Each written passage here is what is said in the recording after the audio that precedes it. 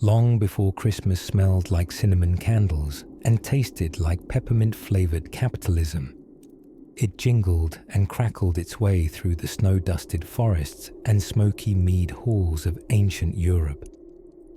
Now, it didn't go by Christmas back then, of course. That would have confused the Celts right out of their leather boots. No one was decking halls with LED lights or arguing about the ethics of eggnog in the Iron Age. Instead, winter was a time of mystery, mud, and mildly panicked food rationing. It was a season that crawled in like a lazy wolf and demanded a fire, a feast, and something, anything to believe in, while the sun disappeared for what felt like forever. Let's drift gently into the far north, somewhere around 2,000 years ago. Picture thick forests, tall and ominous with pine and fir, carpets of snow undisturbed except for the occasional deer hoofprint. Or is it something stranger? There's a chill in the air, and the days are so short you might blink and miss the sun's entire performance. And amidst these frozen lands, the Norse were lighting up their longhouses with fires, feasting on salted meats, and celebrating Yule. Not the chocolate-covered kind. This was Joel, a season steeped in magic and ancestral whispers, and, thankfully, mead that didn't pretend to taste like pumpkin spice. The Norse Yule lasted around 12 days, sound familiar, and was centered on the winter solstice. This was the darkest night of the year, and to the Norse, that made it powerful and terrifying. The veil between worlds was thinner than usual. Spirits could wander more freely, and so could one extremely enthusiastic fellow named Odin. That's right, before Santa Claus was teaching Mall elves OSHA violations, the Norse had Odin, galloping through the sky on an 8-legged horse named Sleipnir, because someone in the divine horse naming committee clearly lost control there. Odin was known to visit people during the Yule season, checking in not so much for who was naughty or nice, but still very much a magical presence. Children would leave out snacks for Sleipnir, like hay or carrots, and in return, Odin might leave gifts. That tradition may sound suspiciously familiar, and yes, it's one of the surprisingly pagan roots that eventually snowballed, pun warmly intended, into modern Christmas customs. But we're getting ahead of ourselves. Yule wasn't only about gift delivery via airborne god horse. It was about survival and joy. Picture families gathered inside timber-framed halls, smoke curling up from central hearths. They celebrated being alive after the harvest was done and the sun had stopped playing hard to get. They'd light what's called a Yule log. No, not the oversweet dessert your aunt brings to the family dinner. A literal log, one log, often huge, sometimes carved and blessed, that burned slowly over the 12 nights of Yule. If it kept burning, it meant luck for the coming year. If it went out, well, someone probably forgot to feed it, but they also might take it as a sign that next year's grain would grow upside down, or cows would start speaking Latin. Superstitions were charmingly dramatic back then. Further south, in the Roman world, winter had its own sparkle. Saturnalia, starting around December 17th, global shipping dates permitting, was a festival of role reversals, wild feasting, and socially approved chaos. Slaves could mock their masters, gifts were exchanged, and togas were likely worn without shame or seasonally appropriate undergarments. A kind of winter Mardi Gras, if Mardi Gras liked garlands and pretended to be philosophy. Quietly, historians note that the early Christian church, being tactically brilliant, may have placed Christmas right here, in the middle of Yule, next door to Saturnalia, knowing full well that trying to cancel a solstice party was both morally dubious and logistically impossible. And so, back in our northern longhouse, the nights grow no colder, despite the stories getting weirder. The fire crackles, the mead jug is passed around, and perhaps someone sings a saga that no one quite remembers how to end. Outside, the snow deepens. Inside, humanity does what it has always done in the dark months: tells stories, clings to warmth, eats peculiar things stored in barrels, and dreams of light returning. If these stories help you drift off, please subscribe to the channel. It would mean the world to me. And before you fully fade into dreamland, I would love to know where you're listening from and what time it is there. Now, rest easy. Something soft and curious awaits in the next quiet turn of the great winter wheel. As northern winds coiled around dark fir trees and snowflakes pirouetted over mossy stones, the heart of ancient Europe beat to a rhythm older than reindeer, red suits, or televised Yule logs. Long before Christmas jingled into town, before even the word Christmas gathered its consonants, a colder, earthier celebration stirred with the solstice. A merrymaking born of wood smoke, wool cloaks, and a deeply human craving for warmth amid the night. You see, our ancient European ancestors were essentially cold, hungry, and quite frankly, spooked by how short the days were getting. Every December, well, give or take, they hadn't quite nailed calendars yet. The sun vanished a little more each day. Crops lay sleeping or dead. Animals huddled in barns not entirely thrilled about it. And people began to wonder whether the sky had simply forgotten how to sun. So naturally, someone said, probably while gnawing on a half-frozen root, what if we light some very large fires and drink just all the ale? Thus began the kindling of what we now call Christmas. But in its earlier chapters, it went by many names.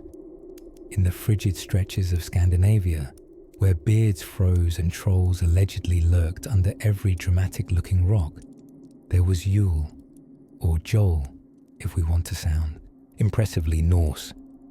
Yule was less of a night and more of a seasonal binge. 12 days of feasting, storytelling, and loudly pretending winter wasn't terrible. Crucially, the Norse believed that during Yule, the sun was reborn. And what better way to honor a solar rebirth than to bring a live log into your house and set it on fire for as long as mortal physics would allow. This was the Yule log, a flaming symbol of light and luck. One log, often as long as a small boat and about as flammable, was meant to burn continually. No pressure if you were the one charged with keeping it lit. Let it go out early, and Great Aunt Astrid might accuse you of dooming the harvest like last time. Yule was a raucous, smoky festival full of mead and mildly alarming sacrifices.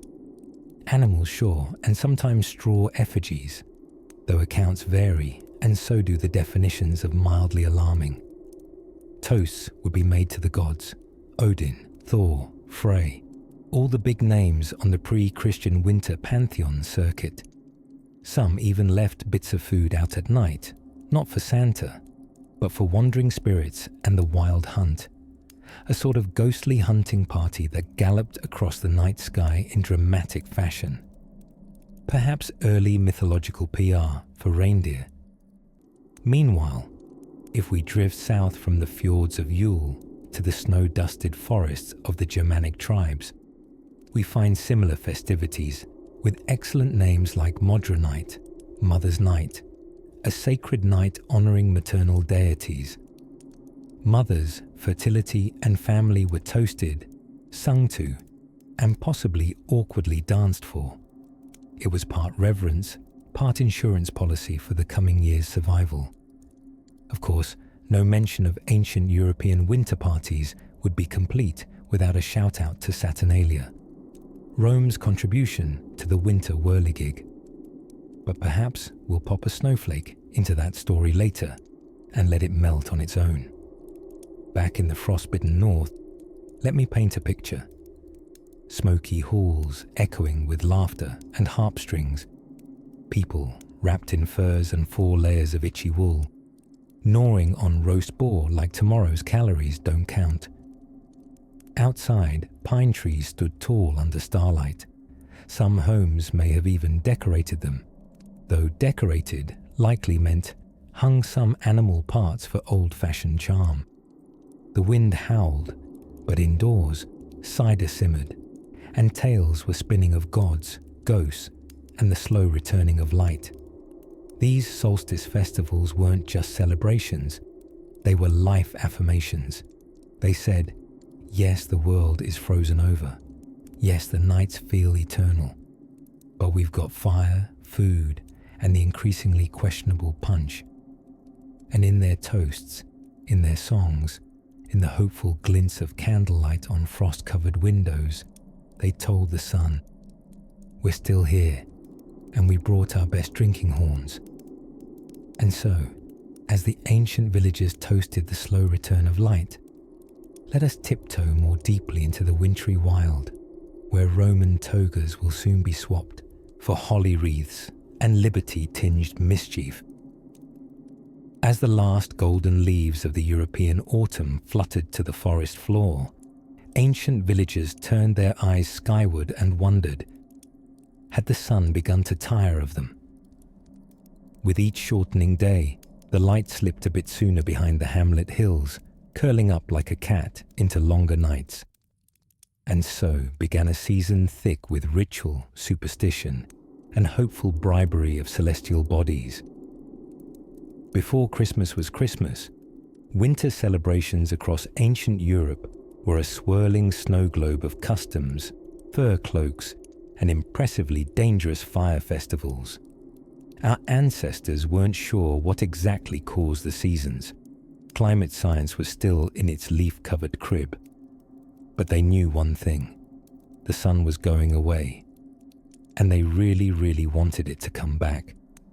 Imagine yourself now by the hearth of a longhouse in Iron Age Scandinavia. A log the size of a young whale has been dragged in. This is the Yule log.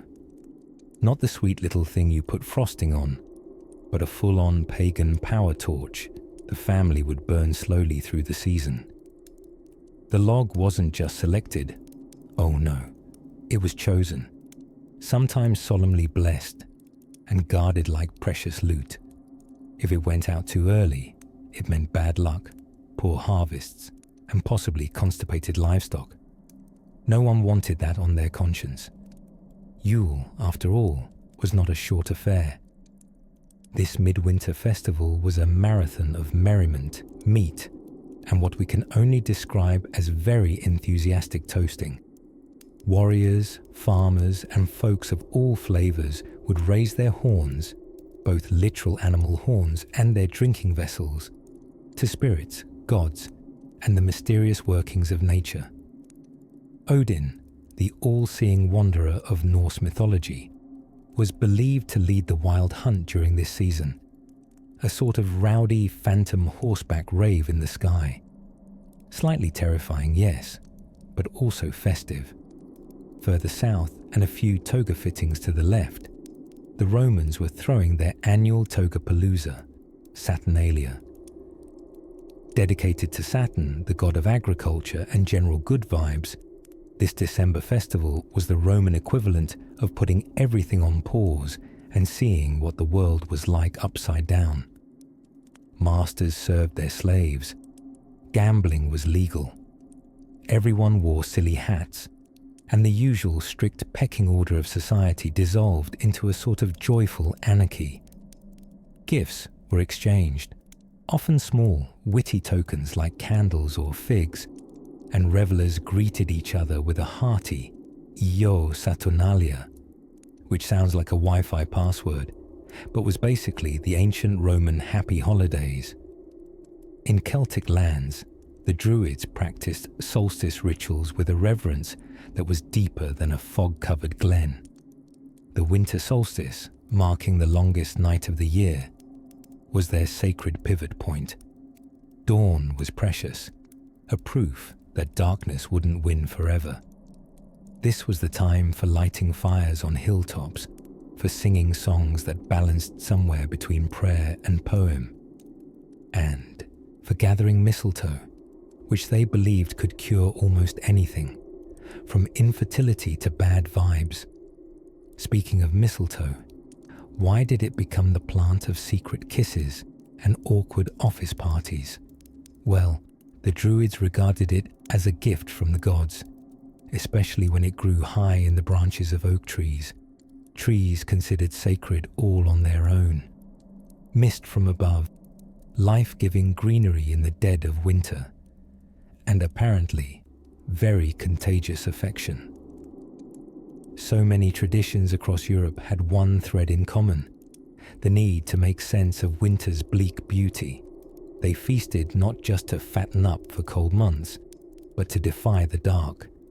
They lit fires not only for warmth, but as tiny sun imitations, coaxing back the golden globe that hid a little longer each day.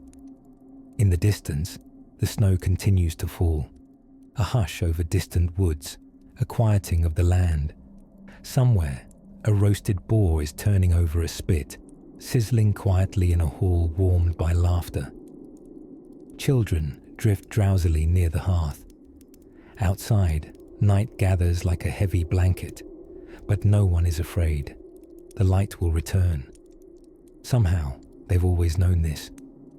And as our fire crackles and joins the chorus of midwinter embers, we lean a little closer, ready to peer into the next flickering tale, where an emperor gets festive and a little too generous with public holidays, while Rome was lighting up Saturnalia with garlands, gambling, and general debauchery.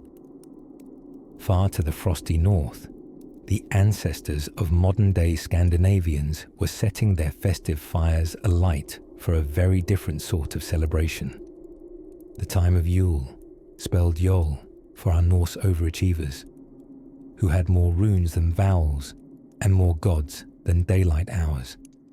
Now, Yule in the ancient Norse world was less about roasting chestnuts and more about warding off frost giants, toasting the gods, and making sure the sun came back by force of will, fermented beverages, and feasting. Picture it. Thick snowfall outside, long nights stretching on like bedtime stories that forgot when to end, and people gathering in long halls whose roofs were occasionally reinforced with moss, ambition, and mild superstition. Unlike modern holidays, this Yule didn't come with jingling bells or polite gift receipts. It came with blood sacrifices, roasted boars, and a generous helping of mead, which is to say, fermented honey water strong enough to make even Odin sing karaoke to ravens. The ancient Norse believed that this darkest time of year needed more than just merriment. It needed ritual, feasting, and maybe the occasional symbolic goat burning. Central to Yule was the sacred Yule log, which was not, I regret to report, a chocolate dessert with fancy sprinkles. It was an actual log, a hefty piece of wood selected for its sturdiness and flare, burned in the hearth with the hope that its light would lure back the sun. The longer it burned, the better the luck for the coming year. In practical terms, this also meant a house, full of smoke, slightly concerned livestock, and the occasional neighbour popping by to ask whether it was okay to toast to Thor using last year's ale. And what a toast it was. The multi-day feast, called Jollablot, included a great many toasts to gods like Odin for wisdom, Freya for fertility and a good harvest, and Thor for, well, smashing stuff. Each toast accompanied by a horn of drink passed around the hall, and enough poetic boasting to make even your local uncle's fishing stories seem humble. Food, as ever, was a centerpiece, and though holiday menus varied across villages and years, one could reliably expect roasted meats, dried fish, and breads baked so dense they doubled as boat anchors in the off-season. The pièce de résistance was the Yule pig, a fine glistening animal dedicated to Freya, Before the feast, folks would lay their hands solemnly upon the pig, not to pet it, but to swear oaths for the coming year. No pressure, just a mildly dramatic moment involving a live animal, and promises you really didn't want to break, unless you were fond of being chased by curses or slightly pointed communal gossip. Decorations? Oh yes, they decorated, with pine branches perhaps, or with carved wooden idols of gods, or mistletoe if they felt like showing off their botanical knowledge. After all, even Vikings liked a bit of atmosphere. And while there wasn't anyone dressed in red sliding down chimneys with gifts, there was a figure abroad in the dark forests of Midwinter, the wild hunt. A ghostly procession led by Odin himself, thundering across the night skies with spectral hounds, collecting the souls of the unlucky or unprepared. You know, standard festive material.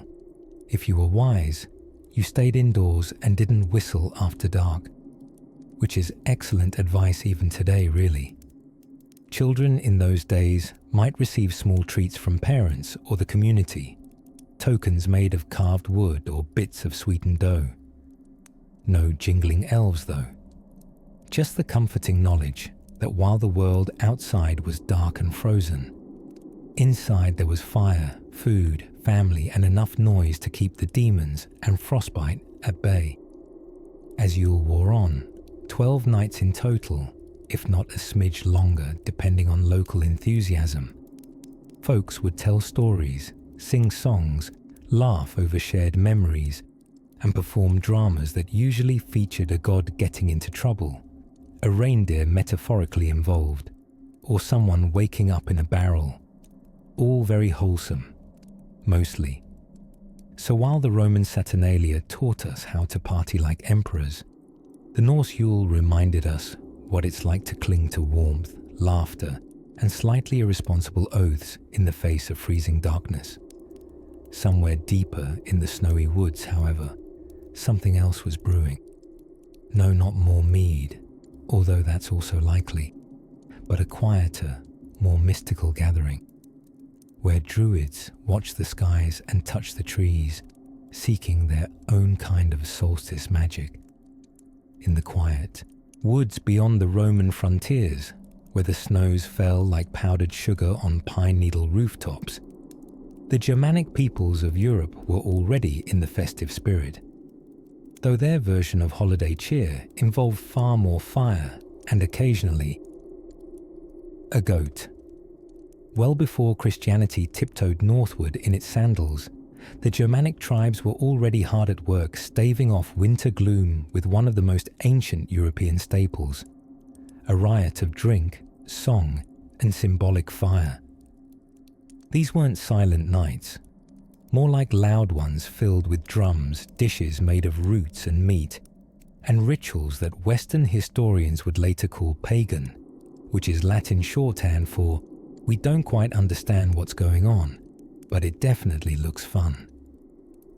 At the heart of it all was Yule, or Jule, depending on which dialect decided to win that year.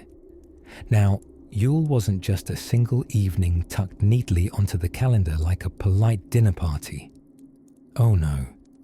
Yule was more like the ultimate end-of-year festival bender. It stretched across 12 days, or more, if the ale supply held, beginning around the winter solstice, when the nights were longest and the sun seemed to have taken an extended vacation.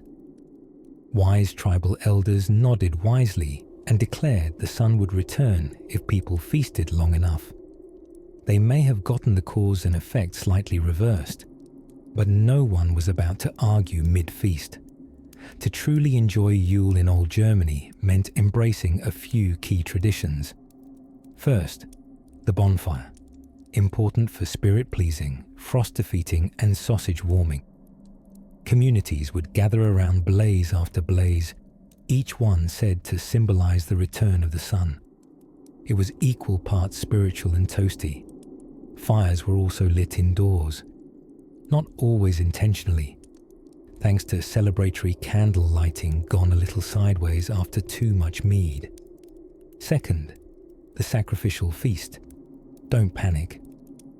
While the word sacrifice gets a lot of dramatic press, it mostly meant slaughtering a boar, cow, or goat, dedicating it to the gods, and then eating it with your neighbors. It was like inviting Thor over for dinner, but doing him the courtesy of starting without him. And then there was the Yule goat. Oh yes, the goat. Possibly descended from Thor's own magical goats, Tangrisnir and Tangjoster, who pulled his thunderous chariot across the sky, or possibly just a medieval excuse to dress up and startle the neighbors. The Yule goat eventually evolved into a kind of festive mascot, sometimes carved of straw, and sometimes worn as a costume by roving performers. These folks would go door to door demanding food and drink in exchange for rhymes, songs, or simply for being quite loud and seasonally adorned. If you're thinking, that sounds like the first draft of caroling, you are correct, and please award yourself an imaginary gold coin. The Yule logs, much like the goats and bonfires, straddled that line between sacred and cozy. A large log, cut from a carefully chosen tree, preferably one that wronged you with its ill-timed apples, would be burned through the season. Its embers were kept and blessed for the year ahead, occasionally used to ward off mischievous spirits or nosy neighbors. Germanic tribes didn't just feast and burn things though. They also dealt with supernatural seasonal squatters. The Wild Hunt, for example, a ghostly cavalcade of spectral riders in the winter skies, was said to terrorize the countryside during the dark season. People stayed indoors, laid out offerings, and advised each other in hushed tones not to whistle after sunset. Wise advice, frankly, even without ghostly horsemen. In the midst of all of this blustery bonfire revelry came a gradual change. As Christian missionaries crept into Germania carrying crosses, books, and a stubborn disinterest in meat-based deity sacrifices, many traditions were reshaped. But still, Yule lingered. Even as Christmas was slowly introduced, people weren't quite ready to give up on straw goats, firelit feasts, or loud door-to-door musical threats. So the two holidays, Christian and folk, began to intertwine, like two vines on a frosted trellis, or two party guests building a new tradition somewhere between candles and ale. As the fires crackled along forested hilltops and the Yule goat trotted into legend, sleepy snow began falling across the old world. Somewhere in the distance, a horn sounded, not one of war, but perhaps just a merry farmer calling in his animals for the night. The world kept turning, winter thickened, and farther north, in another cold and wind-bitten land, something even older stirred beneath the frost. Something Norse, something Viking. As frost stretched its long fingers over the crumbling Roman roads of post-imperial Europe, a curious thing was happening in the old lands of Germania. Winter no longer belonged solely to the howling of wolves or the crackle of tribal fires, but to something rather more festive. Sort of. You see, when the Roman Empire withdrew from Britain in the early 5th century, they didn't exactly tidy up on the way out. They left behind roads, walls, and the odd household god trying to figure out what happened. And into this vacuum of mosaicked withdrawal came a rising tide of Germanic tribes, Angles, Saxons, and a host of delightfully unpronounceable kingdoms who brought with them a bounty of traditions, many of which, rather sneakily, ended up gift-wrapped into the modern Christmas. The early Germanic peoples, being sensible folks, quickly deduced that winter was awful and should include more fire, feasting, and firm excuses to stay indoors. So they honoured the solstice with a festival known in Old Norse as Jol. You'll know it today as Yule. a word that somehow survived the toast mashing of centuries and still lives rent-free in December vocabulary.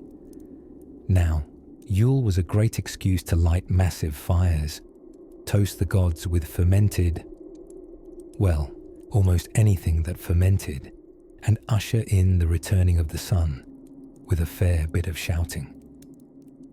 There were 12 nights of celebration, not because they'd read a catchy carol, but because 12 nights was about how long it took to work through an entire roasted pig and several casks of strong ale without starting to question one's life choices. One charming tradition involved a Yule log, not the dessert, lovely though that is, but an actual hefty log, dragged into the hearth and kept burning for days. Modern bakers have domesticated this into chocolate and frosting, but back then, it was a chunk of tree so large it could double as furniture. The longer it burned, the better the coming year would be. It was also practical. No one wanted to go outside and fetch more firewood during a Saxon winter. That way married frostbite and spiritual devotion into a single toasty tradition. Speaking of trees, evergreens were already doing their part to jazz up the dark season. Long before tinsel was invented, we'll get to that scandal later, people hung greenery in their homes to remind themselves that life hadn't entirely packed up for winter. Pine, holly, and ivy were symbols of endurance, and made it smell slightly less like boar in the living room. But perhaps the oddest Christmassy cousin was the wild hunt, a ghostly cavalcade of gods and spirits racing across the sky. Odin, the one-eyed Norse deity who moonlighted as a war god and part-time poet, was believed to lead this spectral gallop during the Yule season. He didn't descend chimneys, but he did ride an 8-legged horse named Sleipnir, which, incidentally, may have galloped its way into the later legend of Santa's reindeer. Yes, reindeer. No need to look smug, Sleipnir. Not everyone needs 8 legs. Children in Nordic regions would leave out boots filled with hay or carrots by the hearth to feed Odin's supernatural steed, hoping the Allfather might leave gifts or sweets in return. Sound familiar? Just replace Odin with a slightly jollier old man in red pajamas and a marketing team. Of course, none of this would have smelled remotely like Christmas to a Roman Christian living around the same time. To them, these were deeply pagan rites, filled with suspicious trees and too much mead. And yet, even as Christianity spread through the region, like jam seeping elegantly into toast, many of the local customs were simply too warm, too beloved, and too practical to discard entirely. Over time, they were rebranded, resanctified, given a subtle saintly twist. Old gods were replaced with new saints, wild spirits toned down into guardian angels, and the Yule boar was quietly transformed into a Christmas ham. It was a process less like cultural conquest and more like baking. A little of this, a pinch of that. Bake long enough in the midwinter gloom, and voila, a tradition worth singing about while slightly tipsy in the snow. So here, in the dim winters of early medieval Europe, we find the first Christmases, not as we know them, but as they began to dream themselves into being, shaped by frost and firelight, adorned with evergreen branches and stories whispered through the dark. And as the fire crackles low, and our breath clouds the air of ancient hallways filled with gods, ghosts, and gingerbread's primordial cousins, we step softly toward the misty hills of a land where saints and spirits are about to shake hands, perhaps with some gently fermented wassail involved. Beneath a sky the colour of soft ash, the snow-hushed forests of ancient northern Europe swayed gently in the winter wind. The trees, mostly pines and evergreens, were decked in the same crisp snow that blanketed the villages scattered through the valleys. Somewhere between mistletoe and mythology, These early winter people were crafting celebrations that, unknowingly, would one day wiggle their way into something we now call Christmas. But back then, there were no jingling bells or jolly bearded men. No candy canes marched in ceramic cups. Instead, there was fire, there was feasting, and there was a lot, and I mean a lot, of waiting for the sun to come back. Let us wander ever so gently into one such village around the time of the winter solstice, the gloomiest, darkest night of the year. The people disliked the darkness as much as any modern human faced with a power outage and an expired flashlight. So to lift their mood, and probably their body temperature, they threw a party. Not an awkward, polite sort of party, the kind with lukewarm ale and aggressively slow fiddle music, but a robust, noisy jubilee with roaring fires, roasted animals, and rituals that danced on the delicate cusp between reverent and rowdy. Up in Scandinavia, the Norse called this celebration Yule. And unlike your cousin's 3-hour Christmas dinner, Yule dragged on for 12 full days. Think of it as the original binge season, minus Netflix, plus an impressive amount of mead. During Yule, these rugged celebrants lit enormous logs in their hearths, Yule logs naturally, and let them burn day and night. A persistently burning log was considered very lucky, and if it went out prematurely, well, that was the 9th century version of getting coal in your stocking. They believed the sun was a noble creature, imprisoned by winter and struggling to return. So they lit fires, not just in hearths, but also in towers, fields, and occasionally suspiciously specific bonfires to encourage the sun's escape. In a way, early Yule was less about decking halls and more about staging a fiery jailbreak for a celestial being. And like any good midwinter revel, food was mandatory. Boars were the showstoppers of the feast, the wild ancestors of your holiday ham, and pigs didn't exactly volunteer. Warriors would often dedicate the boar to Freya, the god of fertility, sunshine, and summer barbecues, probably. The ritual went something like this. A Yule boar was brought out in style. Everyone placed their hands upon it, possibly murmuring promises, oaths, or just murmuring because it was cold. And then, well, the rest of the evening didn't go so well for the pig. But the symbolism was potent. The boar was sacred, representative of good harvests and strong warriors, both of which were highly helpful if you lived in a place where winter could make your cows disappear. Meanwhile, evergreens were quietly earning their place in this saga of seasonal symbolism. Long before anyone strung popcorn or LED lights on them, evergreen boughs had a steady gig as protectors against evil spirits.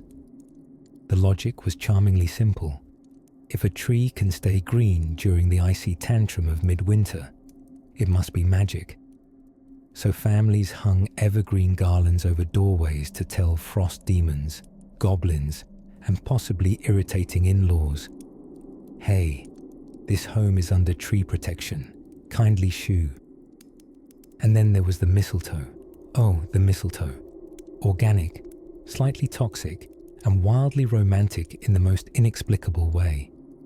Druidic traditions treated mistletoe as sacred, especially when found growing in uncommon places like high and oak trees.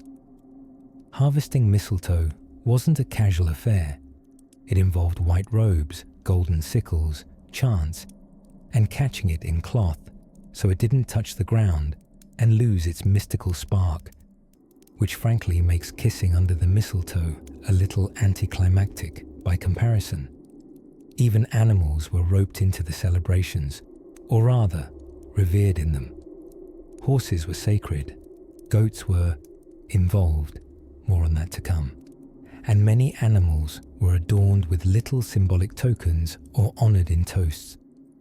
The line between appreciation and superstition was thin and delightfully blurry, like the outline of the moon on a foggy December night. Inside the huts, things were warm, despite the chill outside. Fire crackled in stone hearths, casting yellow-orange ghost plays on mud and wattle walls. Children, bundled like turnips in wool, listened to elders recount tales of the sun's triumph, mischievous spirits, and ancient gods who could drink most warriors under the table. The world beyond their village felt immense in winter, dark, unknown. But here, within the ring of light, with the scent of smoke and roasted meat and pine needles curling in the air, they found a sense of order, a yearly rhythm, tiny human defiance against the salted gales of snow and time. And so, the longest night passed, not in silence, but in celebration, a festival of fire in defiance of frost. As the sun prepared its slow return, another figure began to stir, not of sun or soil, but of sleigh and shadow, bearing not gifts, but goat horns. But that's a tale best wandered into next, in the frost-bitten hush of early medieval Europe, long before whispering choirs sang Silent Night. Another kind of caroling echoed across the bitter wind, howling mostly, and perhaps a goat bleating in terror. You see, winter nights had their own flavour of celebration, and it often involved masks, mischief, and mildly terrified livestock. Among the wilder of winter festivities was the tradition of mummers, not to be confused with modern-day mumbles or moody muttering. Mummers were costume performers who roamed from house to house, staging rough, chaotic dramas full of death and rebirth, and the occasional unprovoked sword fight. Picture Shakespeare with much worse lighting and zero rehearsals. These performances were part of a broader phenomenon. Winter disguised as theatre, and theatre disguised as ritual. You didn't just sit and watch, they happened in your front yard. The mummers came with painted faces, sheepskins, pots on their heads, and the firm belief that clanging anything loud enough would ward off evil spirits. And if it didn't, at least it drowned out your neighbour Olaf's synchronized sneeze chorus. Many of these plays featured characters suspiciously similar to supernatural friends and foes from pre-Christian legends. Innocent knights, dark devils, bearded doctors with hilariously ineffective cures.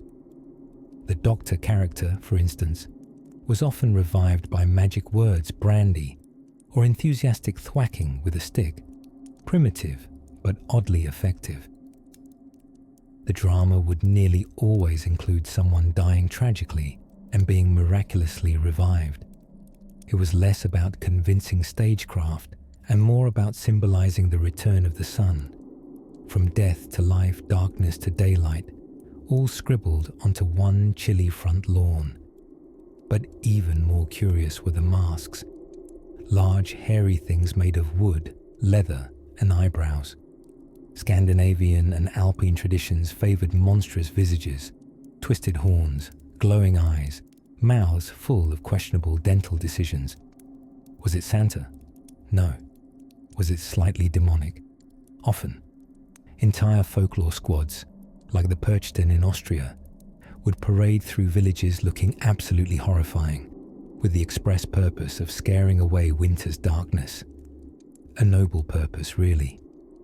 Nothing says merry like a goat-faced cryptid swinging a bell at your gran. In areas like southern Germany, these rogues of winter weren't just tolerated, they were invited.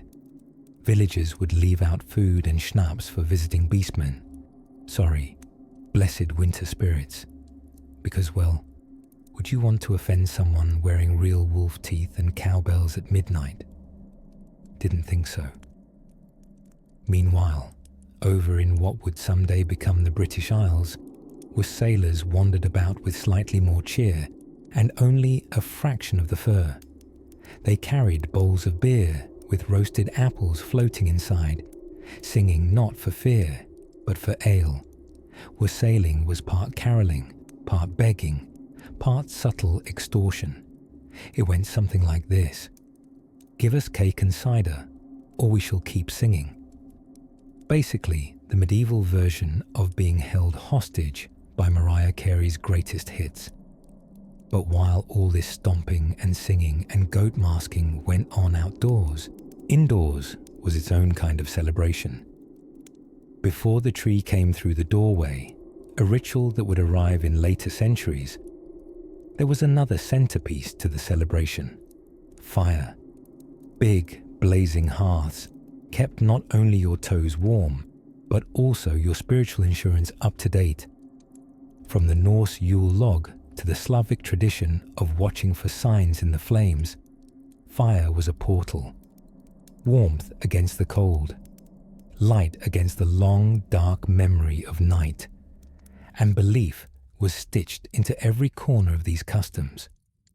All through December, time seemed to bend.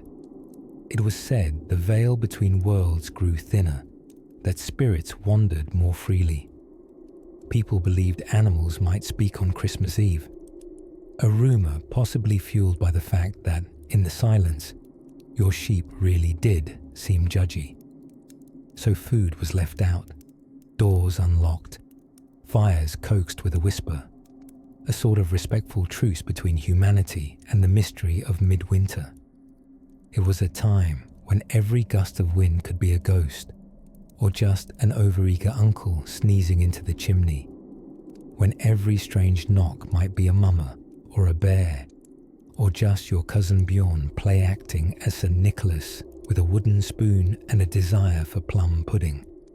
Outside, frightful. Inside, delightful, in the way that sharing mead by firelight always is. The celebrations of early Europe weren't yet called Christmas, not quite, but they circled the same sun, moved to the reassuring rhythm of dark giving way to light.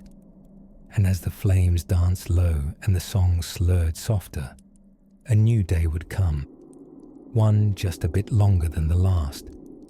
Somewhere, snow was gently falling on sacred stones, and if you listened closely, the bells might be calling someone far older than Santa, but far more likely to steal your goat. Next, we wander further north, into the hush of pine forests and hearthbound legends, where the Norse gods watched the windows and the cold made everything feel just a little more magical. In the pale hush of a northern European winter, when the winds were less nipping at your nose and more trying to blow it clean off, our ancient ancestors busied themselves with curious seasonal rituals. Around the time when the sun seemed to abandon its day job and retire at 3:30 in the afternoon, Germanic tribes of the early medieval period found comfort in fire, food, and festivities that would make modern holiday parties look like a tame Tuesday tea. Enter, dramatically, and possibly wearing fur-lined everything, Yule. Now, Yule wasn't just a holiday. It was an entire mood. Imagine the darkest days of the year stretched out across weeks like a slow, smoky ribbon. The sun was nearly a rumor. Trees were mostly skeletal reminders of summer's heyday, and people were clinging to warmth like cats to laptop keyboards. So, what better time to throw an extended festival involving copious meat, mead, and mildly alarming pagan customs? In Old Norse tradition, Yule, or Jol, if we're feeling authentic, was both a celebration and a survival strategy. It began around the winter solstice, that charming annual moment when the northern hemisphere tilts away from the sun, like a sleepy roommate refusing to get out of bed. The Yule feast could last up to 12 days, which should sound suspiciously familiar if you've ever wondered why that partridge kept showing up over and over again in that one overly enthusiastic holiday song. The centerpiece of this celebration? The Yule log. No, not the dessert, although that arrived many centuries later and is significantly less flammable. This log was no mere firewood. It was a great hulking piece of tree, chosen with care, often sprinkled with wine or salt, presumably not for flavour, and then ceremonially set ablaze in the hearth. The log was meant to burn for the entire Yule season, which sounds impressive until you realise these were enormous logs, the kind that probably raised neighbourly eyebrows when dragged through the village. And lest anyone think this flaming log was just for cosy ambience, no. The ashes were believed to bring good luck, protect against lightning strikes, and cure any wayward coughs or curses one might have picked up during a particularly rowdy evening of mead-fueled storytelling. Speaking of storytelling, evenings were spent around the fire, telling tales of gods and giants, of frost and fire, of Odin himself riding across the sky on his wild hunt, searching for souls. Some say that image of Odin, one-eyed, bearded and caped, left subtle fingerprints on the figure of another famous winter traveller, but we will leave that gently simmering on the back burner for now. During Yule, animals were sacrificed, yes, though let's stay cosy and focus on the feasting that followed. Meat was roasted over open fires, ale and mead were poured in abundance, and whatever root vegetable that hadn't been turned into soup by mid-November would likely make an appearance.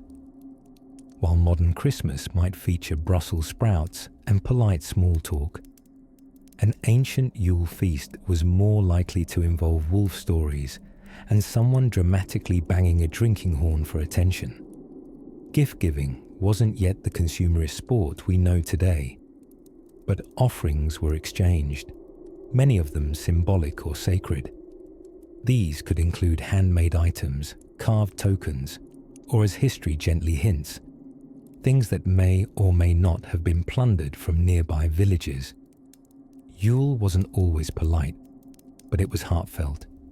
Interestingly, evergreen trees held significance long before the Victorians tried to turn them into walking tinsel advertisements. Ancient Europeans saw them as symbols of life enduring through the cold, stubborn green resilience in the face of overwhelming frost.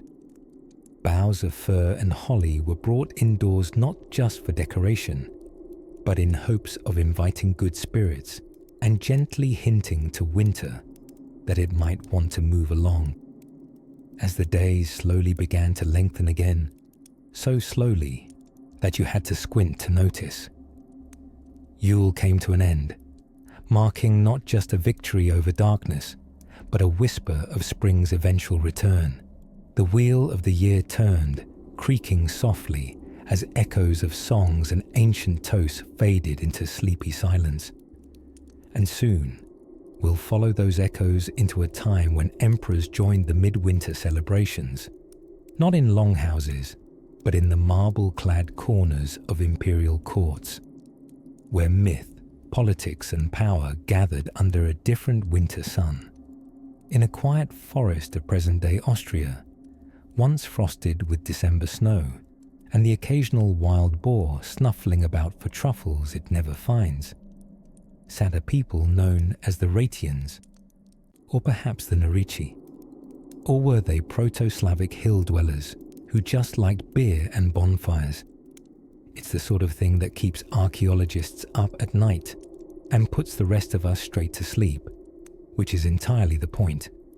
Here, far from the Roman roads and less interested in togas than in surviving the unrelenting chill, winter festivals bore a more rustic flair. Imagine pine branches adorned not with strings of fairy lights. Electricity was still a solid 1,800 years away, but with dried apples, carved wooden figures, and perhaps the occasional animal shoulder blade, decorated and hung from rafters because, why not? They did what they could with what they had, and what they had was snow, fire, and some seriously heavy cloaks. There is some suggestion, though rooted more in poetic enthusiasm than direct evidence, that many ancient Alpine and Central European communities held midwinter rituals that celebrated the turning of the year. Saturnalia with more antlers, you might say. These festivals were less about gift-giving and more about warding off the darkness. Fires were lit, masks were donned, drinks were poured. And wouldn't you know it, drinking at ritual gatherings seems to have been the one truly pan-European pastime. In these mountains, cloaked figures with grotesque masks made of wood and sheep's wool stomped through villages to scare away winter spirits. Were these the proto-Krampus beings? Possibly. Imagine a sort of Yuletide bogeyman, equal parts demon and dinner guest, dragging chains and cloven hooves into communal halls, ready to both terrify the children and sneak sips from the elderberry wine when no one was watching. Local legends from the Tyrolean region spoke of creatures, some friendly, some less so, who prowled the shadows of winter nights, especially during the 12 nights after the solstice. Ah yes, the 12 nights. Longer and darker than your cousin's intricate explanation of cryptocurrency. These were believed to be charged with liminal power. That is, the veil between worlds was thinnest. The dead might return. Forest beasts gained the power of speech. And your grandmother's meat pie might whisper secrets if you left it out too long. Rites of divination, purification, and protection were performed by young and old alike. Girls might melt lead and pour it into water, observing the shapes to predict their future husbands' professions, while elders burned incense and chanted charms to preserve the house for another harsh, snowy stretch. In some corners of old Bavaria and into the valleys of what would become Slovakia and Romania, people believed the gods made accounting rounds during these nights. Yes, gods with ledgers, an idea that's somehow both adorable and mildly terrifying. You had to keep your house clean, your tools tucked away, and your behavior reasonably decent, or you'd find your luck frozen stiffer than your boots in January. Animal mummers paraded through these lands as well. Folk dressed in furs and bones, disguised as wolves, stags or bears, dancing through settlements with curious rhythmic stomps designed to drive away not only foul spirits, but also the gnawing boredom of dark season monotony. These traditions, deeply rooted in the ancient psyche, weren't just quaint amusements. They were psychological sleds, helping entire communities glide through the bitter months with laughter, fellowship, and the comforting illusion of control over a rather unpredictable world. And music? You'd better believe there was music. Pipes made from bones, drums crafted of stretched hide, and chanting voices echoing against the white blanketed hills. The symphony of the season wasn't elegant, but it curled through the cold like smoke from a hearth. A patchwork of folk songs, rhythms, and perhaps the occasional drunken uncle shouting off-key into the night.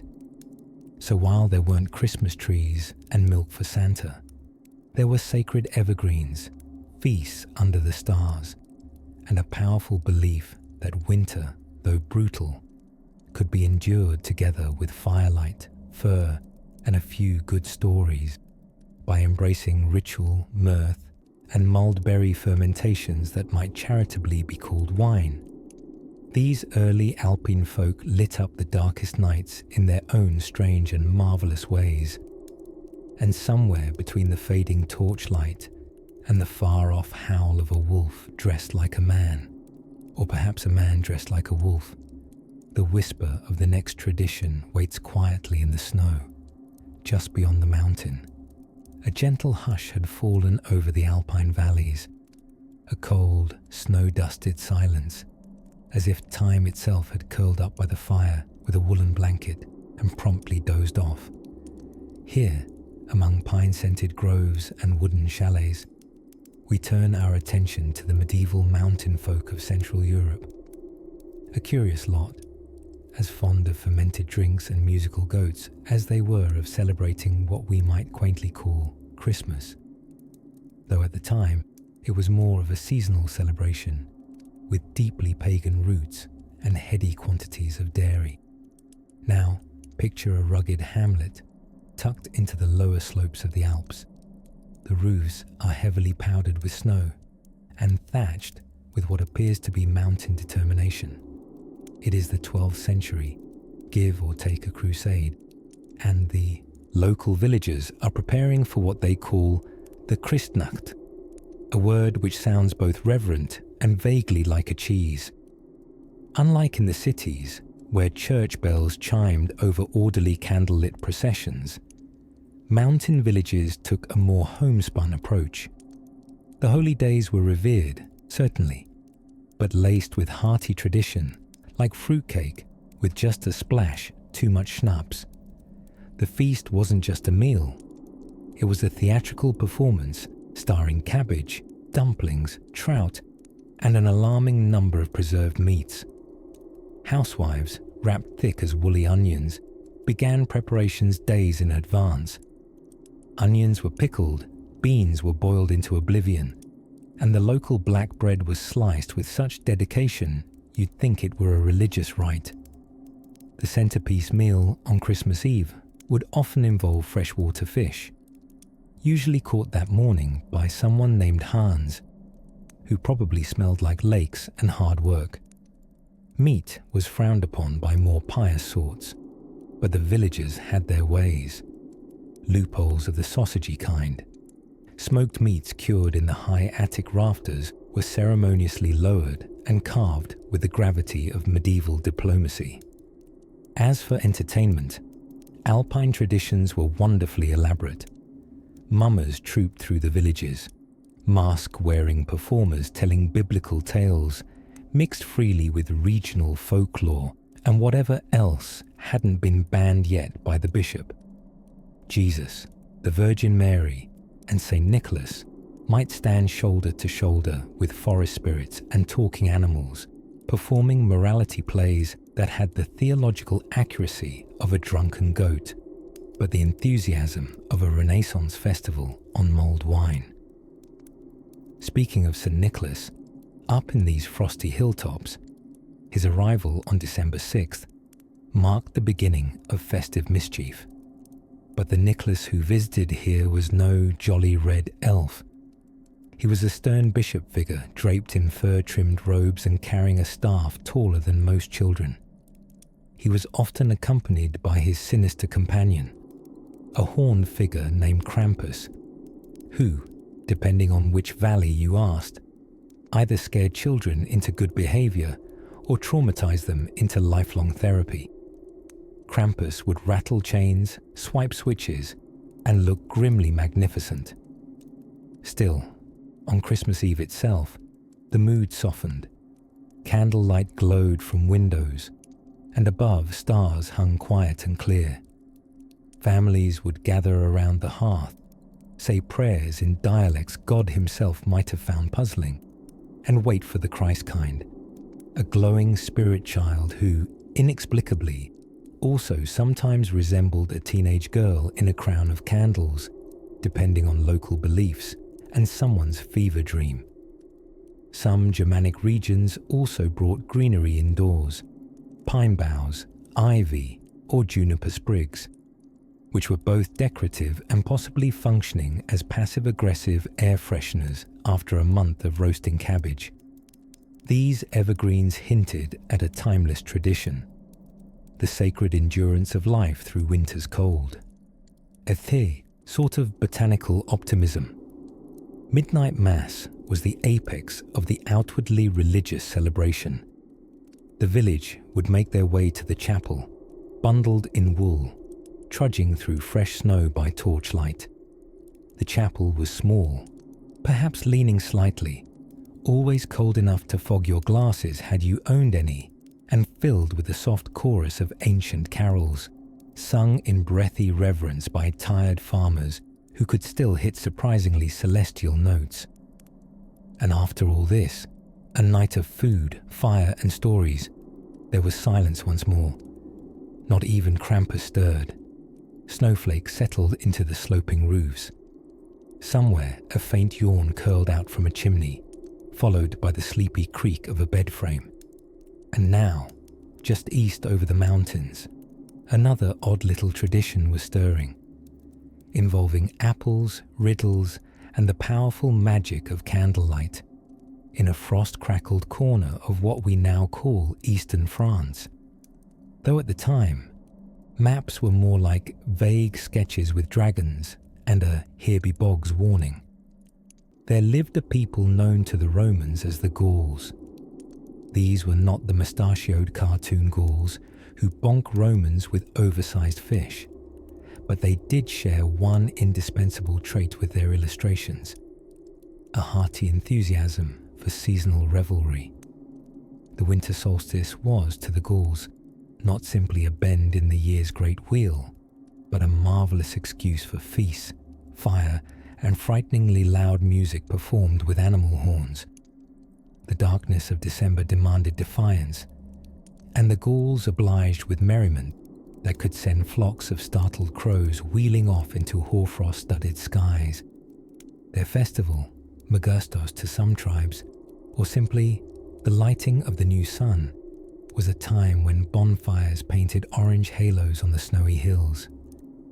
Families gathered beneath oaken canopies, their breath ghosting the cold air as they passed mugs of warm, spiced ale that could fell an untrained liver in 2 swigs. Apples, dried meats, and barley cakes filled the bellies. Small figurines and charms were exchanged, not unlike stocking stuffers, if stocking stuffers were carved from bone and whispered blessings to keep bears from one's granary. Even the druids, those mysterious robed advisors with a penchant for thick mustaches and alarming metaphors, grew convivial. They'd officiate rituals to summon the lengthening of days, using mistletoe not for kissing beneath, but for hanging in thresholds to crumple curses. Mistletoe was considered sacred and snipped with golden sickles, which sounds fancy until you remember gold is as malleable as warm butter. Nevertheless, a ceremony isn't a ceremony if someone's not brandishing a slightly impractical blade. Now, the Roman chroniclers, who were rather fond of describing people as barbarous whenever they failed to shave correctly or serve wine in the right order, caught wind of these winter gatherings. What they saw: swirling dances, flaming wheels rolled downhill to encourage the sun's return, the occasional wild boar roasted whole, must have seemed both unsettling and enviably festive. Rome did, after all, love a good party. Saturnalia was already in full swing by this time, a raucous celebration of role reversal, gambling and yelling "Io Saturnalia," until your voice resembled a distressed goose. The quiet genius of the Gauls lay in their ability to fuse the spicy chaos of solstice with deep reverence for nature. Evergreen boughs were brought into the longhouses, not because they looked nice against the wattle and daub, but because they symbolized resilience, something that remained vibrantly green whilst everything else slumbered under snow. Clearly magical, clearly to be invited indoors. Add a few berries and hang a carved sun disk above the doorway, and you might just trick winter into thinking you'd already survived it. Children played mock hunts, pretending to drive away the dreaded winter stag, a folkloric creature with hooves made of frost and a terrible fear of cheerful noise. Adults, full of ale and goodwill, chanted songs that were somewhere between lullabies and battle cries in that charmingly confusing manner of most ancient music. And through it all, they waited, not for gifts or saints or carols, but for the sky to shift, just a twinkle, a little more light in the early morning, a subtle promise. Somewhere around this time, if your ears were particularly attuned, You might have heard faint echoes from distant northlands. Germanic tribes across the Rhine were also decorating their halls with greenery, lighting fires, and marking Yule in their own loyal-to-the-loam style. But for now, let's stay here, in the woods of the Arverni, or the Sequani, beside a fire that smells of pine resin and smoked venison. The wind rustles across the snow-covered fields, dragging with it scraps of laughter and songs meant for the sun, wishing it home. The solstice festival, for all its singing and stomping, contained a quiet wish at its core, that life would continue, that the seeds would sprout, the herds would bear young, and the days would stretch out long and golden once again. But how, you may wonder, did these traditions leap from sacred bonfires to decked halls and ho-ho-hos? That is a curious thing indeed, and somewhere beyond the deep woods, across frozen rivers, another winter celebration is unfolding, this time with echoes of hammers, wolves, and a tree that may or may not belong to Odin. By the faint glow of a crackling hearth, in the long northern nights around what we now call Christmas, ancient European folk were deep into their own mysterious midwinter rituals. While today we torment tangled string lights and suffer through reheated turkey loaf, our ancient ancestors had concerns less culinary and more celestial, like, say, the sun disappearing. Yes, long before anyone hung a stocking or spiked the mulled wine with questionable sherry, winter was viewed with a blend of worry and wide-eyed wonder. One of the most curious things about this chilly season, beyond how anyone survived it with only wool and sheer hope, was how many cultures believed they needed to encourage the sun to come back. It had grown frightfully lazy in December, barely rolling out of bed before it had to set again. The audacity. In Germanic lands, where snow draped everything like an over-enthusiastic baker with a sifter, winter festivals like Yule or Joel were in full swing. The word Yule might summon images of novelty jumpers and supermarket biscuits today, but it once referred to a sprawling, gritty, wood smoke-filled festival that lasted an anxiety-inducing 12 days.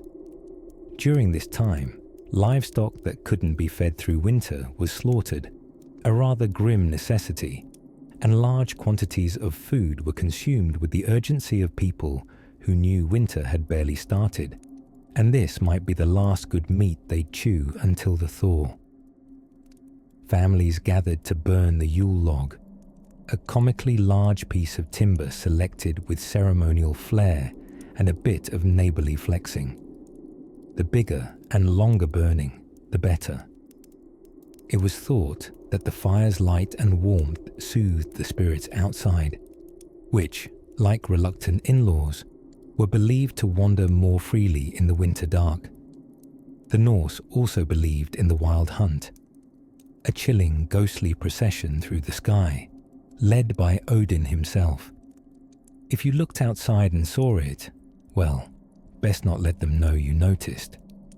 Spirits are funny about those things. But Yule wasn't all fear and fire. It was also about feasting, toasting, and possibly getting mildly philosophical after too much honey mead. Much of the Yule celebration was meant to reassert a sense of life and joy in a season that looked suspiciously like the world was ending. Look, the people seemed to say, between bites of roasted boar, we may be cold, but we're not dead yet. A sentiment worthy of any modern holiday gathering, frankly. Further south, across Roman borders, Saturnalia was romping along in a toga, probably with its sandals kicked off and its social order gleefully reversed. While the Romans had the luxury of milder winters and a ready supply of olives and debating forums, they too had their midwinter doubts. Saturnalia, dedicated to Saturn, the god of time and agriculture, was Rome's answer to how do we get through this darkness? Their answer: revelry, lots of it. For a week or more, slaves and masters swapped roles, gambling was allowed, and public mischief was not just tolerated, it was encouraged. Gifts were exchanged, parties overflowed into the streets, and someone would be appointed king of the Saturnalia, essentially a lord of misrule, who, for a tragically short while, could give humorous commands to fellow revelers. Imagine your friend Bob from accounting suddenly demanding everyone wear tunics backward during office lunch, and that's about the vibe. The notion of temporary chaos as a form of order is one that truly deserves a comfy blanket and a warm beverage to unravel. It's almost as though these early winter celebrations weren't about escape, but endurance, reaffirming community, highlighting abundance, and laughing, especially in the face of darkness. Up in the Celtic world, Druids added their own mistletoe-scented layer. Sacred groves, evergreen reverence, and long, murmuring rituals were their contributions. Mistletoe was carefully harvested with golden sickles, not just because it made for festive kisses centuries later, but because it symbolized life surviving in the dead of winter. Imagine a group of solemn-robed figures murmuring incantations beneath an ancient oak, and then imagine someone slipping on mud and dropping the mistletoe. Ceremonially tragic, really. Across cultures, one sees a pattern, a shared human instinct to seek out light, togetherness, and the occasional roast hare during the year's darkest hours. And though they came from different traditions and beliefs, these early winter festivals all lean toward one thing: hope. Hope that the days would lengthen, that warmth would return, and that life, though temporarily slumbering, was not gone, just dreaming. As snow gilded the trees and night reigned a little longer still, ancient revelers wrapped their cloaks tighter, lifted their cups higher, and danced a little closer to the fire, knowing well enough the wisdom of keeping joy kindled, even in the cold. And as those embers crackled on deeper still in Europe's forested shadows, something far older than tinsel waited quietly for its turn to join the dance. Imagine yourself walking through a snow-muffled forest somewhere in the north of the European continent, where a tree branches out like the outstretched fingers of sleepy giants, and a hush lays heavy over the world like a down comforter. Above, the stars settle into their frosty positions, and beneath your boots, the frost gives a satisfying crunch. The year, somewhere between still pagan and getting the hang of Christianity. Welcome to ancient Scandinavia, where Christmas was once less silent night, and more please the sun or else. Long before the arrival of electric string lights, marzipan pigs, and awkward office gift exchanges, the peoples of the north held a winter celebration aptly named Yule. Yes, Yule, as in Yuletide carols and Yule logs. Though this version of Yule didn't involve chestnuts roasting so much as entire boars. Yule, or Jul, as the Norse affectionately grumbled it, was a hearty, heavily fermented festival centered around the winter solstice. The darkness this far north was no joke. The sun didn't just sleep in, it practically called in sick for a month, which meant the people needed, well, something to do, preferably indoors, next to a fire, with ale stronger than modern friendship. The Norse believed that during this dark season, spirits and ancestors roamed the land on horseback in an event called the Wild Hunt. Odin himself, yes, the one with the ravens and the glorious beard-growing genetics, was said to lead the charge, galloping across the skies on an 8-legged horse named Sleipnir. It begs the question, did the Victorians base Santa's sleigh on this eerie myth, or was it just a case of a historical telephone? Either way, never underestimate the number of legs a mythical mount can have. Families would leave food and drink out for Odin, hoping to gain favour, and perhaps just a break from poorly timed hauntings. It wasn't cookies and milk, mind you. It was more like boozy porridge and mead, which sounds less adorable, but significantly more filling. Yule was, at its heart, a celebration of survival. You made it to the halfway mark of winter without freezing, starving, or being trampled by an elk. That called for a feast. The famous Yule boar wasn't just a ham-based delicacy. It symbolized the mighty boar Gullimbursti, sacred to the god Freyr, who also, quite handily, was in charge of peace, prosperity, and working plumbing. During Yule, people would swear oaths over the boar, promising great deeds or personal reform in the year ahead. Think of it as New Year's resolutions, but with more hair and tusks, to ensure next year's harvest didn't flop like a damp cloak. People performed a ritual known as blot, a bit of sacrificial ceremony that involved offerings to the gods, usually from local livestock. These offerings were followed by a feast where what had just been sacrificed would be generously shared. Very circular, very spirited, very barbecue forward. And what about all this business with the Yule log? In its original form, it wasn't just a dessert or 3 hours of fake fire on your television. The log itself was massive, often a whole tree trunk, and it was burned slowly over the 12 nights of Yule, feeding the flames and symbolically warming the home through the longest nights of the year. Ashes from the log were sometimes kept for good luck, or, depending on your family's traditions, sprinkled in the barn to keep cows from catching colds.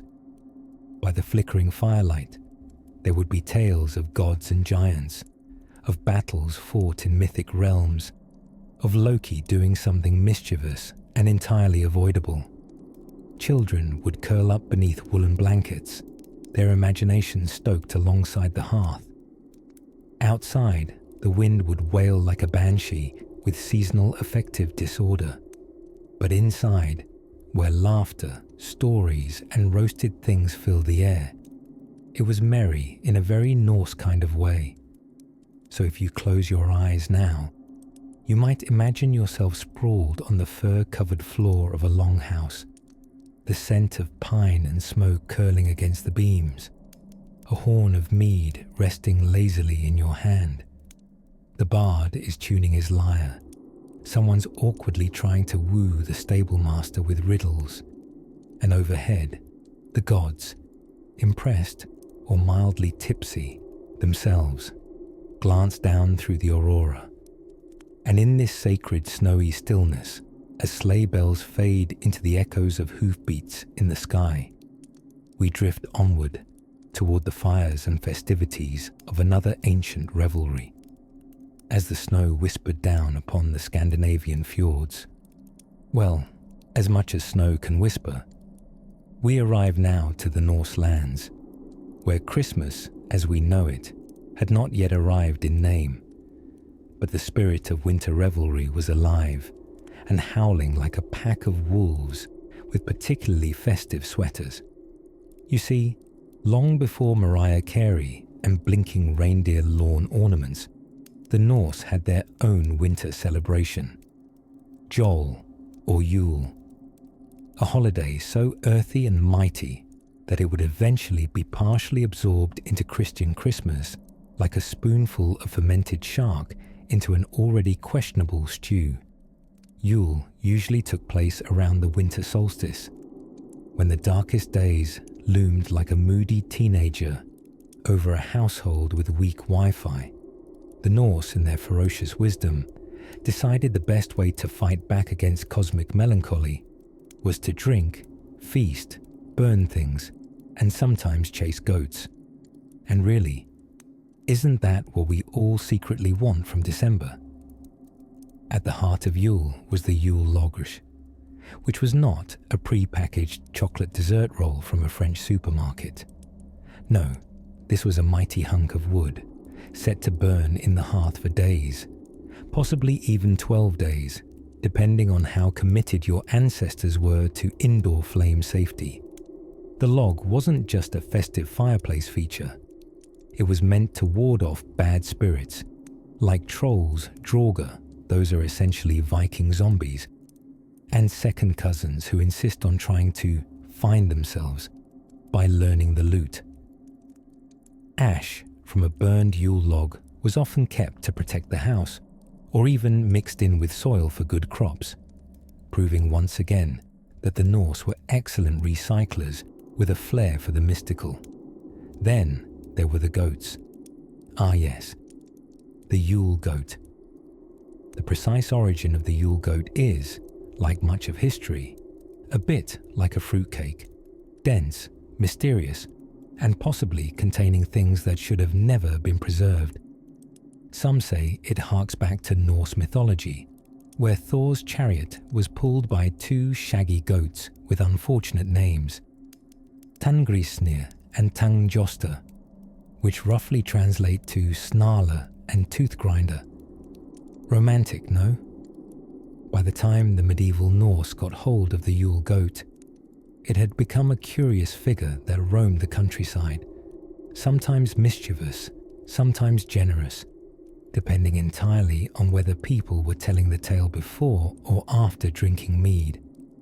In later traditions, the goat began to take on Santa-like qualities, delivering gifts, receiving snacks, and only occasionally terrorizing small villages.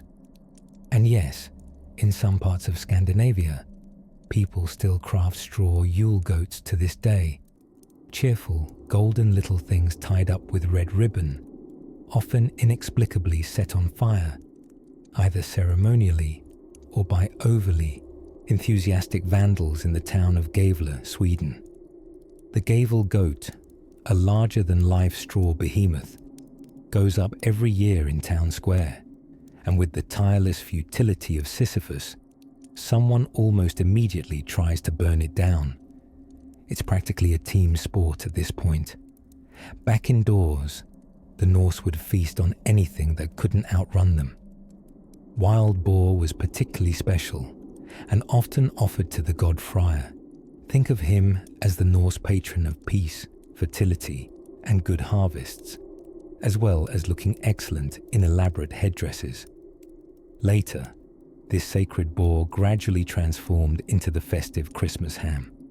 So next time you're slicing your holiday meats, take a moment to remember that you're participating in a slow-motion mythological evolution involving deities and ancient livestock. Delicious.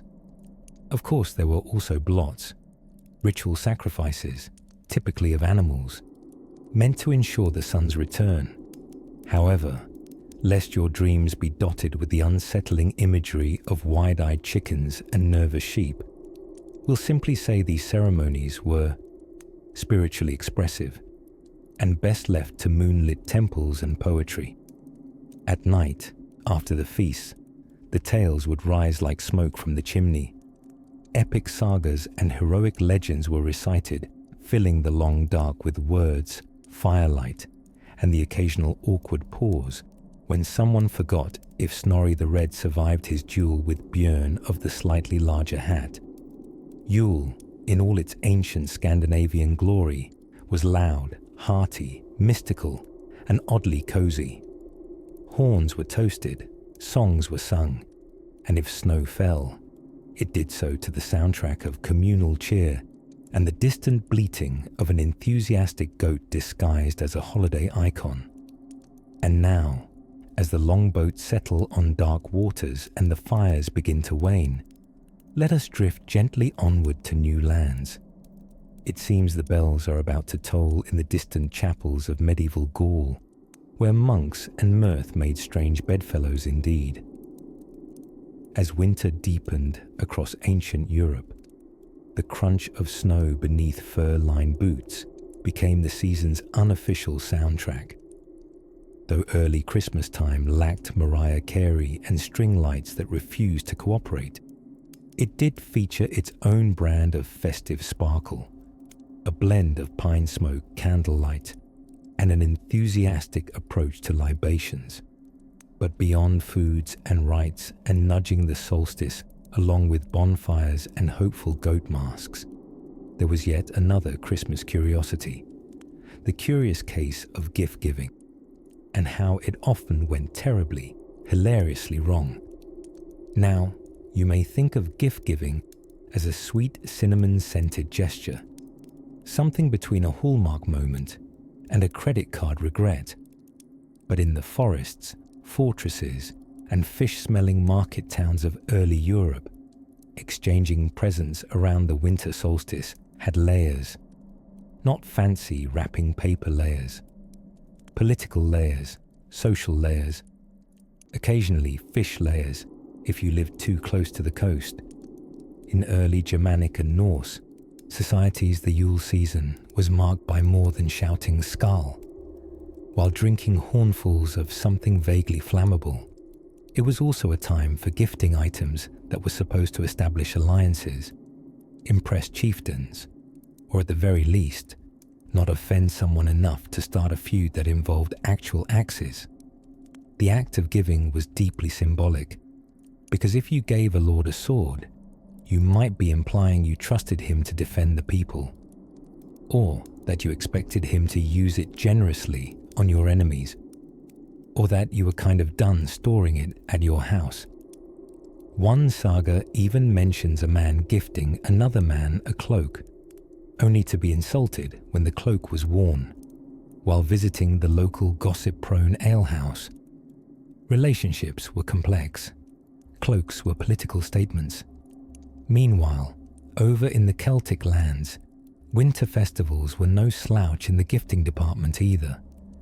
Druids, wrapped in their stylish robes, available in off-white, storm-cloud, and soft betrayal grey, were known to offer sacred oak branches, mistletoe bundles, or fragrant seasonal herbs as offerings during winter solstice rites.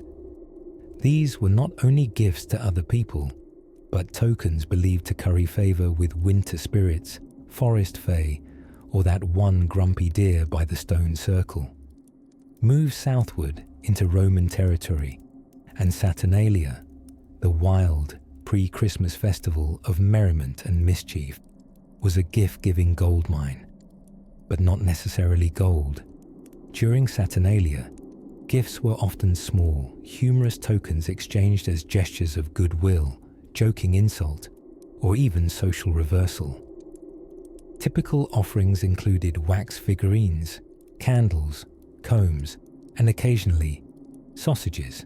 Yes, that's right. In ancient Rome, "Here's a sausage" was both a gift and a statement. Possibly, "I think you're spicy," or simply, "I panicked and bought something from the food store last minute." Notably, Roman emperors tried to keep things classy. Caligula gave out piles of nuts and, according to some reports, forgettable poetry. Nero likely handed out musical performances, though unconfirmed sources suggest he was the only one applauding afterward. Fast forward through a few collapsing empires, surging monasteries, and kingdoms where peasants were gifted the once-a-year joy of not working on a holy feast day, and we find medieval Europe.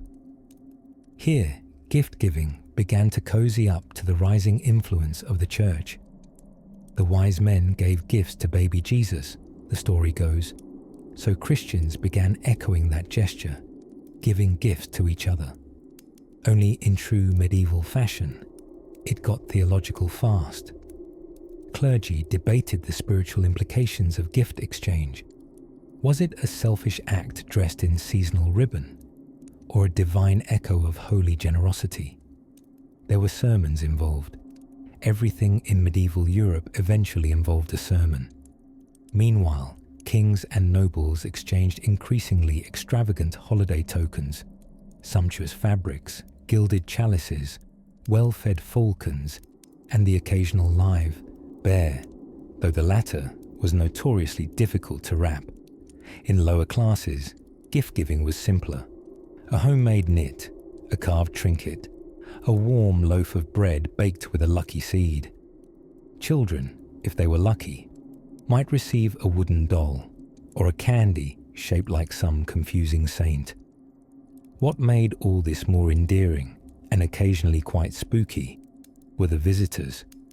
For example, in many alpine villages, a furry creature called the Krampus would arrive with his own opinion on naughty children and what they should receive, namely fear, shrieks, and possibly coal. Leaving boots out for good gifts wasn't just a tradition, it was insurance. And still, through it all, the urge to give remained. Humanity's ancient heart, wrapped briefly in pine and firelight, tapping each winter to ask, what might I offer and be offered when the days are short and the nights are long? And so, as flickering torchlight gleamed off sword hilts and nut-dusted flatbreads were exchanged with a smile, we drift onward, toward the feasting tables groaning under mysterious meats and medieval mulled drinks of legendary potency. Under the frost-cloaked eaves of medieval Europe, when moats froze and firewood smouldered in the hearths of blustery stone halls, Christmas began to take on a distinctly churchy aroma. Priests droned in Latin, monks hummed through hymns with impressive punctuality, and the common folk, a resilient bunch with woolen socks and a surprising tolerance for mead, were caught in the middle of a spiritual celebration that was also, quite frankly, an excellent excuse for a feast. By the 12th century, the church had spent several hundred winters trying to ensure that Christmas felt significantly holier than Saturnalia. They did this by adding events, inventing customs, and rather determinedly reminding folks that the holiday was about the birth of Christ, not about dancing around with antlers or belly flopping into wine vats. Though, let's be honest, a little revelry still slipped through the ecclesiastical robes. One such medieval delight was the Feast of Fools, which typically occurred between Christmas and the New Year. That sleepy time when even the cows have stopped paying attention. During this upside-down festival, junior clergy would dress as bishops, don masks, and parade through cathedrals with the sacred seriousness of a goose in spectacles. It was a satirical jubilation, delightfully chaotic, a kind of liturgical blooper reel that was both condemned and quietly adored. And even outside the church's nave, December in the Middle Ages was spirited. In villages shrouded with snow and breath-clouded air, the Yule log was no longer just a pagan pine hauled into place by a bearded mystic. It had become a family affair, a communal wooden hunk dragged into the hearth and ceremoniously charred over 12 nights. It was believed that its ashes would protect homes from lightning, demons, or ungrateful in-laws. Superstition never slept in the Middle Ages, and it definitely paid attention to the weather. Meanwhile, caroling was evolving from slightly aggressive door-to-door serenading into something a touch more melodic. What began as wassailing, which in the older sense essentially meant roaming around inebriated, singing noble songs in exchange for ale, had transformed by the 13th century into a kind of musical diplomacy. Songbooks appeared, harmonies improved, and if you sang well enough, Millicent the baker might offer you a hunk of her plum pudding, which, legend has it, could permanently lodge in the lining of your stomach. Of course, gifts in this age were still more symbolic than extravagant. A bishop might receive a manuscript. A knight might get a new pair of spurs, or, if he was very lucky, socks that didn't itch like fire ants. Peasants exchanged humble tokens, a carved spoon, a bit of preserved goose, or the slightly skeptical smile of someone who suspects their neighbour may have rewrapped last year's berry jam. It was the thought that counted, and before the invention of wrapping paper, One simply handed over a mystery wrapped in linen, or perhaps not wrapped at all. Here, Ethelred, a dried apple. Think of me when your teeth ache. Markets bustled in the run-up to the Christmastide celebrations, pitching clappered stalls loaded with winter wares and spices rare enough to impress the most unimpressible lords. Cinnamon, if you could afford it, turned everything into a miracle. Imagine the medieval consumer sniffing a stick of it like it was the breath of angels and thinking, "This will make my porridge slightly less tragic." And above all this, above the minstrels, the mulled wine, and the mummers playing out biblical tales with more enthusiasm than accuracy, were the bells. Church bells rang with pride, inviting the faithful, waking the donkeys, and marking time in a world where hours were more suggestion than certainty. So while snow fell on turrets and hoods and flocks of confused geese, Christmas continued evolving. It twinkled with light from oil lamps and hearth fires, with flickers of theology and folklore, mischief and prayer. Even amid plagues and feudal taxes, the spirit of the season darted about like a cat in the rafters, elusive, endearing, and occasionally knocking over the holy water. And somewhere in the candlelit corners of December, deeper meanings lingered. Between the roasted boar and the psalms, between the devout and the deeply drowsy, Christmas was becoming a tapestry, sewn from culture, scripture, and the half-remembered songs of passing strangers. Now lace up your imagination, dear dreamer. Soon we'll step into the twilight halls of the Renaissance, where holiday merriment grows grander and feasts find forks. Eventually, as the candle of the year burned low in late December, medieval Europe found itself swept into the curious rituals of what we might now call the most wonderful time of the year. But before you envision Mother Mary on a Starbucks cup or elves in department store windows, let's drift back to a time when Christmas was less about gift receipts and more about goats, fasting, and questionable meat pies. In the chill of the rural countryside, peasants and nobles alike prepared for the 12 days of Christmas, a stretch of time that began on Christmas Day and merrily carried on until January 5th. This wasn't merely a song involving an increasingly impractical list of avian-themed gifts. No, this was a sanctioned stretch of celebration, feasting, and, bless the bishops, tolerable levels of riotous merrymaking. But before any of the roast boar or drunken choirs kicked off, Christians adhered to a rather solemn Advent season. For 4 weeks, piety and restraint ruled the schedule. No weddings, no meat, and disappointingly low quantities of warmed honey wine. It was, essentially, a spiritual cleanse before the feast, like a monastic juice fast, but with more praying and fewer Instagram posts.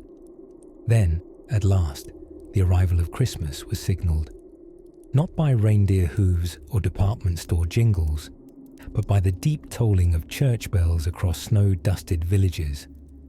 Midnight Mass beckoned the faithful, who shuffled into candle-lit stone churches, cloaked in furs and expectations. The service could stretch on for hours, which was a tremendous feat of endurance given the cold, the hard pews, and the likelihood that someone nearby had eaten garlic 2 days prior and was still radiating it. And when the final Amen echoed through the nave, that's when things truly unfurled. In noble households, the Yule log was hauled ceremoniously into the hearth, sometimes so massive it had to be wheeled in on a cart like a sleepy wooden elephant. This chunk of timber wasn't just firewood, it was symbolic. Of what exactly has never been entirely agreed upon. Possibly warmth, fertility, or perhaps just the sheer optimism that you could light one end and it would last until Twelfth Night. To be fair, even in the medieval period, people enjoyed setting things on fire for symbolic purposes, and roast chestnuts. The homes themselves were bedecked with what could be summoned from the dead of winter: holly, ivy, and mistletoe. Evergreen things that stirred a whisper of life in the sleeping world. Botanicals steeped in both pagan customs and the hope that spring would eventually make a reappearance, ideally accompanied by sun and fewer mud puddles. Meanwhile, the kitchens of the manor houses became hives of distinctly unsupervised culinary invention.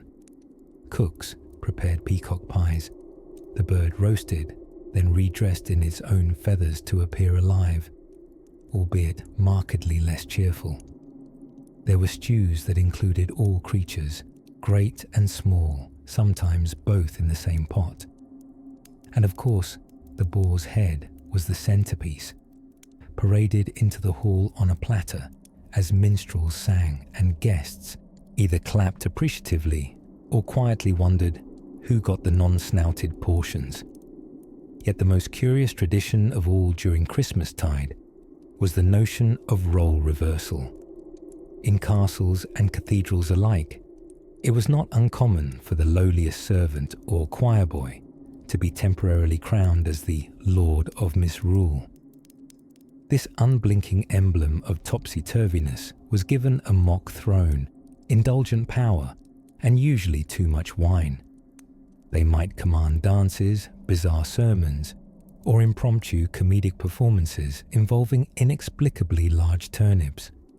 It was absurd, delightful, and intensely problematic for anyone trying to maintain decorum. Even the clergy got in on the madness. In what became known as the Feast of Fools, church services were conducted in reverse. Members of the choir would dress as bishops, farm animals might be led through the aisles, and in some cases, readings were done in pig Latin, and not the schoolyard kind, but actual Latin translated as if by pigs. Blessings were offered, sacrilege flirted with, and laughter echoed under the vaulted ceilings like holy rebellion. No matter one's station, peasant or prince, monk or mischief maker, Christmas was a reprieve, a patch of warmth stitched into an otherwise cold calendar. For a handful of days, the dark was broken by laughter, candles, and the occasional spontaneous Morris dance. Soon, however, the revelries would shift again, as the calendar edged ever closer to the mysteries of January. But before the wise men arrived, another set of travellers prepared to visit the heart of Europe, carrying coins, masks, and the faint scent of oranges. Imagine, if you will, a candlelit winter night in a draughty hall somewhere in what we now call medieval France. The fire crackles, but only if you're lucky and stationed close to it. The rest of the hall? Chillier than a monk's breakfast. Now hush, because the lord of the manor is about to do something festive. He's putting on a special holiday tunic, one that's only moderately moth-eaten, and summoning his household for the great seasonal entertainment, mead, music, and merrily surviving another December without being overrun by aggressive Normans or aggressive weather, which could sometimes be hard to tell apart. We're drifting now into the customs of the feudal courts, where Christmas cheer had a slightly different flavour, more mutton than mistletoe. Starting in the 9th century, as Christianity blanketed Europe like a shepherd with over-ambition, Christmas became a time not only of devotion, but also of display, of wealth, status, and who had the best roast goose. Lords would hold enormous feasts, inviting everyone from knights to kitchen boys, though the latter sat somewhere near the draughty bits. These feasts, especially in the Frankish and Anglo-Norman realms, were less concerned with sugar plums than with proving who had the largest wheel of cheese. Though the church insisted on spiritual observance, mass, prayers, and a general air of humility, that didn't stop the wine from flowing. Monasteries were often the most enthusiastic brewers and bakers, churning out spiced ales and honeyed cakes by the barrel and the bushel. Of course, the monks did it for the glory of God, but also because sugar is delicious. Gift-giving in this era was still more about obligations than surprises. A nobleman might give his liege lord a fine falcon or a bolt of imported silk, not so much from the generosity of his heart, as a strategic reminder that he existed and had ambitions, like perhaps not having his land stolen in spring. Receiving a generous gift in return, a fine drinking horn, a relic of a dubious saint, was less about warm fuzzies and more about cementing alliances. Tinsel, after all, is fleeting. Land is forever. The song of the season? Not jingle bells, alas, but perhaps something chanted in Latin, ideally by a choir of boys who'd been bribed with roasted chestnuts to keep from fidgeting. These carols might not get radio play today, but to medieval ears, nothing said Christ is born like a 13th century drone in Dorian mode. And the decorations? Think fewer fairy lights and more evergreen branches tied with ribbon, dried fruit garlands, and maybe the occasional wax figurine resembling St. Nicholas, whose legend had already started to wander across the continent like an overpacked sleigh. Mistletoe was already recognized for its magical, fertility-enhancing properties, though kissing beneath it seems to have evolved later. In this age, it was more likely to hang silently above the doorway, a subtle botanical warning to evil spirits. Not today. Christmas plays began to appear in abbeys and town squares, modest productions of the Nativity performed by robed actors with more enthusiasm than talent. If you've ever attended a school pageant where the donkey forgets its lines, you get the picture. Still, theatre was powerful. These tiny dramatizations brought sacred stories close to home, even if occasionally a sheep wandered off stage and rival shepherds squabbled about whose turn it was to carry the baby Jesus. Most curious of all, perhaps, was the practice among some monasteries of appointing a lord of misrule for the season. Monks would, very temporarily, elect one of their own to play the fool, mock authority, preside over mock ceremonies, and generally let off the sort of steam that tends to build up when you live with 13 other men, celibacy, and boiled turnips. Think of it as controlled chaos dressed in a sillier hat. Even peasants, working with far fewer resources, managed to find cheer. A pig slaughtered in late autumn yielded feasting material through the 12 days of Christmas. Porridge thickened with honey or a pinch of imported spice became a once-a-year delight, and tales told around smoky hearths wove wonder through the long, dark nights. Whether recounting the birth of Christ or the time old Bert claimed a snowman stole his boot, the stories connected people in warmth, memory, and mild disbelief. So, as winter settled its frost across the thatched villages and stone manors of Europe, Christmas emerged not only as holy, but as a very human occasion, an extraordinary interruption to the ordinary. It was messy and sacred, solemn and silly, bundled in sincerity and soot. And if you close your eyes, you might just hear the faint notes of a lute playing far away, perhaps the beginning of a travelling tale, or the echo of laughter after too much fig pudding. Now, as the embers die down, let's wander a little farther through the snowy past and uncover what the Norse were up to when midwinter came near. As December rain glazed the rooftops of medieval villages and the thatch sighed beneath the weight of winter, something curious clinked in the ale halls of England. Wassailing had arrived. If ever there were a tradition that managed to combine drunken caroling, apple trees, and social class tensions under the mistletoe, the wassailing custom, was it? Think of it as medieval England's version of knocking on your neighbour's door to demand figgy pudding, with the thinly veiled threat of unrest if they didn't cough it up. Wassailing came in two flavourful varieties. One required tromping around the countryside, serenading fruit trees with tipsy optimism in the hope they'd bear generous fruit.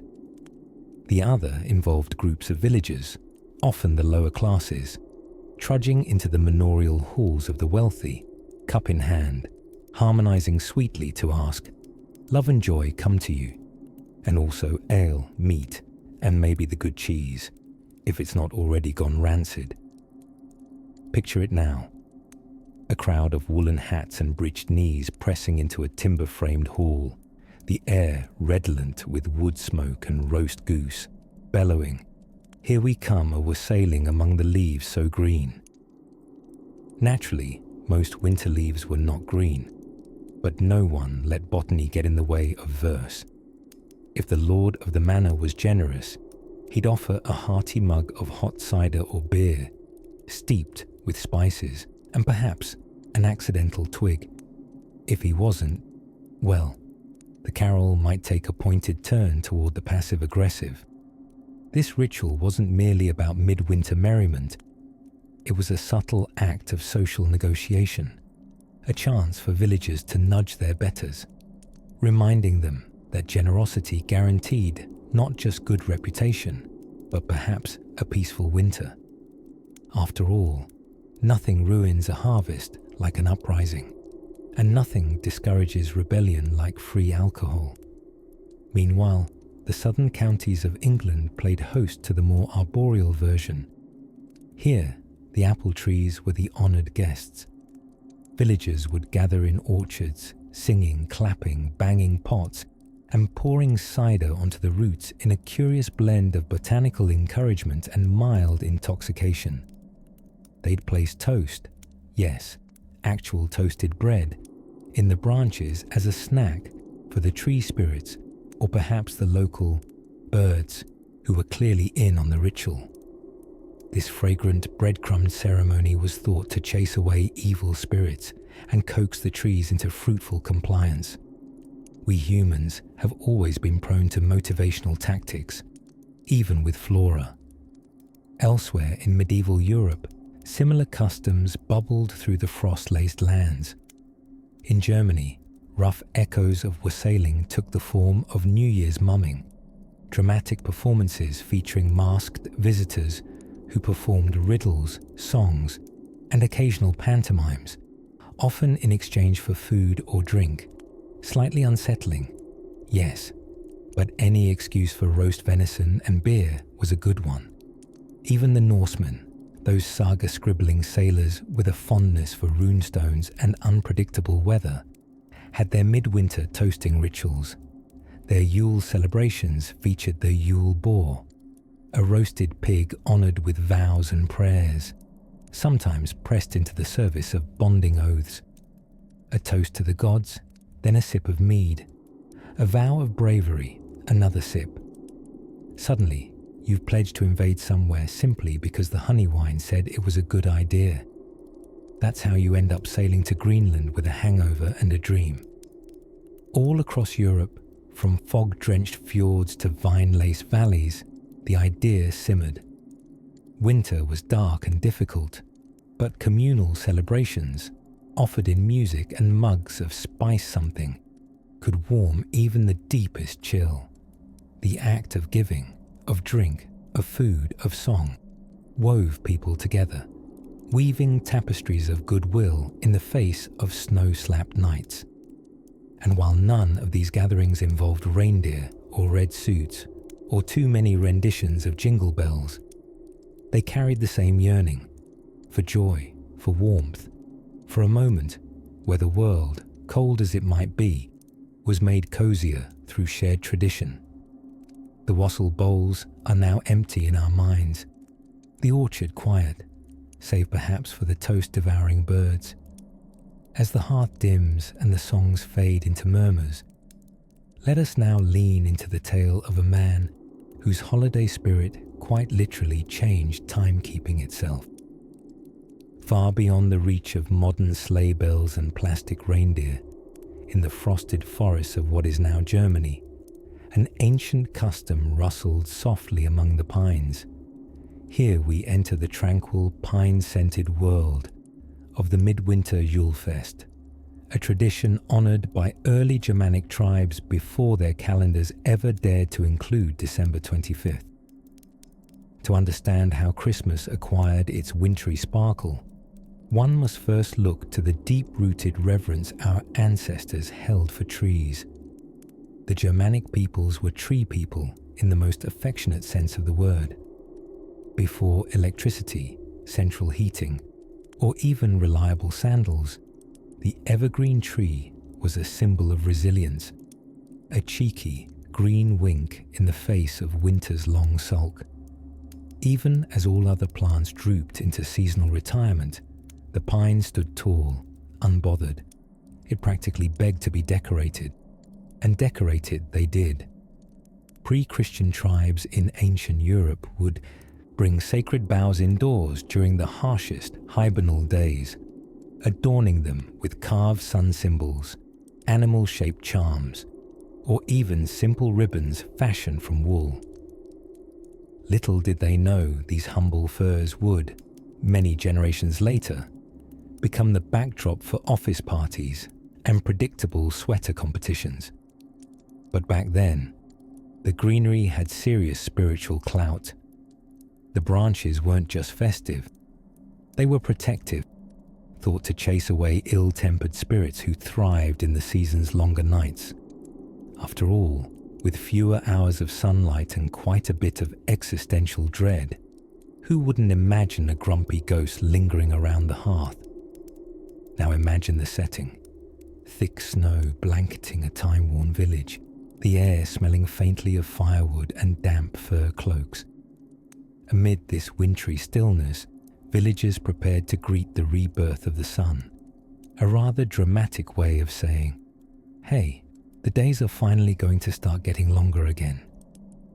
They lit fires, as humans are wont to do in times of hope and insufficient insulation, and passed mugs of spiced ale between their hands, spiced not because of culinary enthusiasm, but to mask the fact that ancient beer could at best be described as a bold experience. At the heart of these celebrations were the 12 nights of Yule. Yes, 12. A delightfully symmetrical number that would later inspire certain birds, gold rings, and baffling gift-giving standards. Back then, each night held different significance, sometimes featuring quiet sacrifice, most often of animals, occasionally of bread, while the community sang songs to their gods and toasted to a stable harvest, which in their minds wasn't far removed from toasting to simply not starving by May. These ceremonies often unfolded to the rhythm of drums, storytelling, and a flute-like instrument known charmingly as a panpipe, although historians suspect much of the music sounded more like turbulent wind accompanying a goat's final thoughts. Merriment was not optional during the Yule season. It was mandatory. Why? Because cheer kept the darkness at bay. Joy was protection. Community was light. And quite frankly, without twinkling trees and intoxicated uncles reciting questionable poetry, February was going to feel like a very long time away. One of the more charming legends from this time concerns the Wild Hunt, a spectral procession thundering across the sky on stormy winter nights. According to lore, if you heard the howling wind and the bark of phantom hounds, you were to stay inside, lock your doors, and hope the huntsman didn't pick you that evening for an impromptu celestial joyride. Cozy. Interestingly, many homes began to develop little Yule corners, where greenery, candles, and animal carvings were arranged as a sacred display, early prototypes for the modern nativity scene, minus the sheep-gnawing baby figurines. And while Christianity would later merge with or supersede Many of these customs, it did so via a soft merger, more of a cultural blend than a hostile takeover. The evergreens, the feasts, the lights, all found new meaning under the Christian banner. But their roots, rather literally, lie deep in the freezing soil of pre-Christian Europe. So, if you've ever found comfort in the soft glow of a tree, trust in lights, or felt mysteriously compelled to roast chestnuts once a year, you're invoking a tradition far older than Santa's current mailing address. You're quietly participating in a ritual that has offered warmth and reassurance to humans staring into the cold dark for millennia. Jingle bells didn't invent the season. They just happened to show up later with better branding. And as the snow fell softly that night over fir branches and flickering hearths, the wild woods whispered their secrets, holding tight to the memory of those solemn, joyful pagan jewels, gently nudging us into the dreamy remnants of a season far older than time. Now imagine a flickering candle in a quiet corner. Its flame dances low. Let's follow that golden light and see where it leads, into another winter's tale gently waiting. As the first winter stars twinkled above a snow-covered forest somewhere in what we now know as Latvia, a group of bundled-up men and women approached a towering pine tree that had likely not expected to become the star of a sacred forest rave. Torches flickered. Songs were sung, possibly out of tune, and a garland made of dried berries, apples, and bits of bread was wrapped lovingly, if a bit haphazardly, around the tree's lower limbs. This wasn't just a quaint pagan pastime or the early days of the world's most patient tree decorating committee. No, this was the celebration of the winter solstice in the Baltic region, where ancient peoples honored the return of the sun with rituals so old and so regionally specific that they make today's tinsel-strewn festivities look like mere candlelight cameos. Now, before we go any further, let's have a moment of appreciation for these early celebrants, because if there's one thing colder than a Baltic December, it's a Baltic December spent outdoors, in wool. You get chilly just thinking about it. But they endured frostbitten fingers and questionable footwear to honor the rebirth of light, and perhaps, just perhaps, to take part in some celebratory beer brewed so strong it could double as antifreeze. One might say the ancient Latvians and their Baltic cousins were equal parts sun worshippers and amateur choreographers. During these sacred nights, they danced in circles, sang to the spirits of their ancestors, and likely did something strange and indecipherable with goat masks. Because really, it's not a proper solstice without someone in a goat mask prancing through the dark like a misunderstood woodland accountant. And amidst these curious festivities, an enchanting practice quietly emerged. The stacking of logs into triangular arrangements meant to resemble trees even when trees weren't handy. These were adorned with symbols intended to chase away the darkness. Sun motifs, stars, and little figures resembling horses or sun crosses. Somewhere between sacred symbolism and art class panic, the precursor to the decorated Christmas tree may have quietly blossomed. It's easy to imagine a quiet moment amid all this revelry. A grandmother humming an old tune as the wind shakes the branches. A child clumsily tying a bit of sprig or fruit to the tree, believing that this act might convince the sun to return faster. For them, winter wasn't a cozy Pinterest season. It was a contest of patience and faith. A belief that the cold would pass, that warmth would return, and that the tree, symbol of endurance, mattered deeply. Interestingly, gift-giving during these solstice fates was not absent either.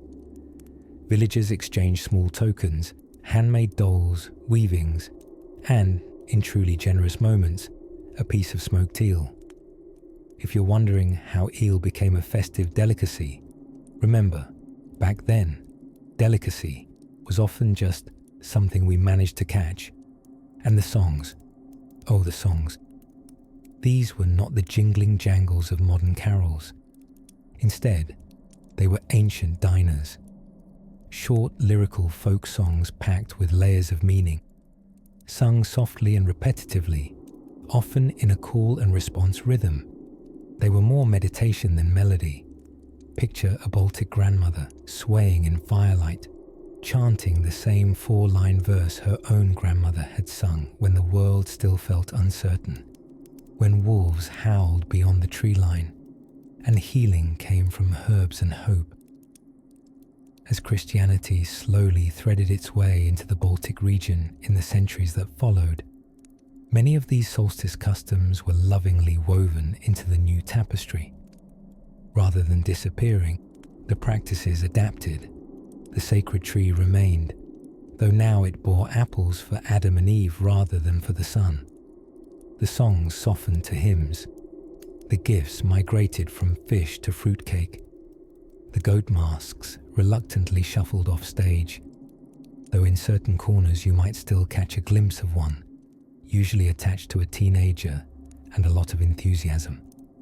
So next time you stand beside an over-decorated plastic pine, blinking under the hum of 10 identical LED snowflakes, remember the Baltic winter, the original reverence for the tree, the hope stitched into every handmade offering.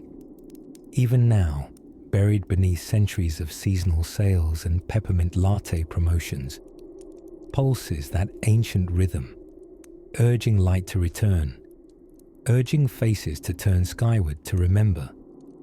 And speaking of ancient rhythms, let's follow the fading light a little farther west, where horned beasts, Yule logs, and far too many sausages await us in the snowy hills of Alpine Europe.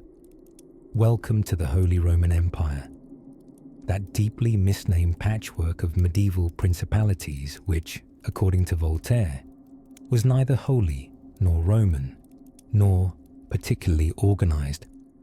It's the late Middle Ages now, and Christmas here is less about jingle bells and more about jingling coins, or rather, the lack thereof, unless you were lucky enough to be a duke, bishop, or brewer. Preferably all three. By the 14th century, Christianity had fully sunk its snowy mittens into the rhythms of European village life. The season of Yule, once marked by Viking sagas and sacrificial boar roasts, had been gently sanctified into Christmastide. But like that bit of tinsel you find in your shoe come March, the older customs never entirely vanished. They just blended in, like spices in a holiday stew. Yes, Christianity was the dominant flavor, but hints of elder law still simmered just below the surface. Picture a snow-laced hamlet nestled in Bavaria or Flanders. The air smells faintly of chimney smoke, cabbages, and wassail. A fermented beverage so potent it could probably fuel a catapult. Advent, leading up to Christmas, involved fasting, though in parts of rural France, this allegedly involves skipping lunch rather than the whole day. Austerity, like fashion, was open to interpretation. But oh, the anticipation. Days were short, nights were long, and nowhere to run when the local friar came knocking, waving a long scroll of sins you may or may not recall committing. Yet no one could grumble too much. Christmas was coming. Markets would bloom like frost flowers in town squares, overflowing with dried fruits, honey cakes, and the occasional goose that somehow escaped its culinary destiny to become an informal village mascot. Bakers slathered their loaves in spices recently shipped from places they couldn't pronounce. Cooks scrounged for raisins, a rare, wondrous treat, and boiled puddings thick enough to withstand mild swordplay. Even kings indulged. At the royal court, banquets were multi-day affairs where courses came in with performances. You hadn't lived unless you'd seen a roast swan in a sugar crown, carried in by a juggling minstrel riding a goat dressed as St. Nicholas. Medieval taste was less concerned with subtlety and more focused on making Aunt Mildred gasp and drop her goblet. Meanwhile, out in the candle-lit cottages of ordinary folk, stories and songs took centre stage. The nativity was performed by local troops, sometimes with live animals, sometimes with children dressed as surprisingly assertive oxen. Gifts were rare, and when given, usually handmade. Dolls of straw, woven baskets, or even a freshly carved spoon, which we can agree is significantly more romantic when you're not staring at 50 of them in the IKEA discount bin. One of the more peculiar pieces of holiday flair came in the form of the Lord of Misrule. Essentially, someone, usually the village prankster or a conveniently intoxicated cousin, was chosen to preside over merrymaking, mock trials, and mild chaos. Think of them as a medieval office party manager, except with more authority and fewer liability waivers. Rules were inverted, minor roles were celebrated, laughter was encouraged, a proper social vent to release the pressure after a long and rather damp year. Children, those small bundles of medieval mystery, were told stories of saints while clutching wooden toys and subtly eyeing the cupboard in case any leftover apples had been forgotten in haste or ferment. Elders would recount folk tales that blended biblical parables with local legends. It wasn't unusual to hear about angels who walked during snowfall, or a humble shepherd who once shared his cloak with a ghostly traveller who may or may not have been St. Nicholas, or possibly just a merchant with impeccable manners and no nose. During midnight mass, the village crammed into cold stone chapels, breaths turning to mist, voices raised in sleepy devotion. The priest spoke of light in darkness, the promise of a saviour, and, depending on the locality, also warned about frost demons who stole shoes. You never knew what you'd get with local clergy. Some were scholars, some were storytellers, and one in East Anglia had a pet owl that interrupted sermons with what observers diplomatically called confrontational hooting.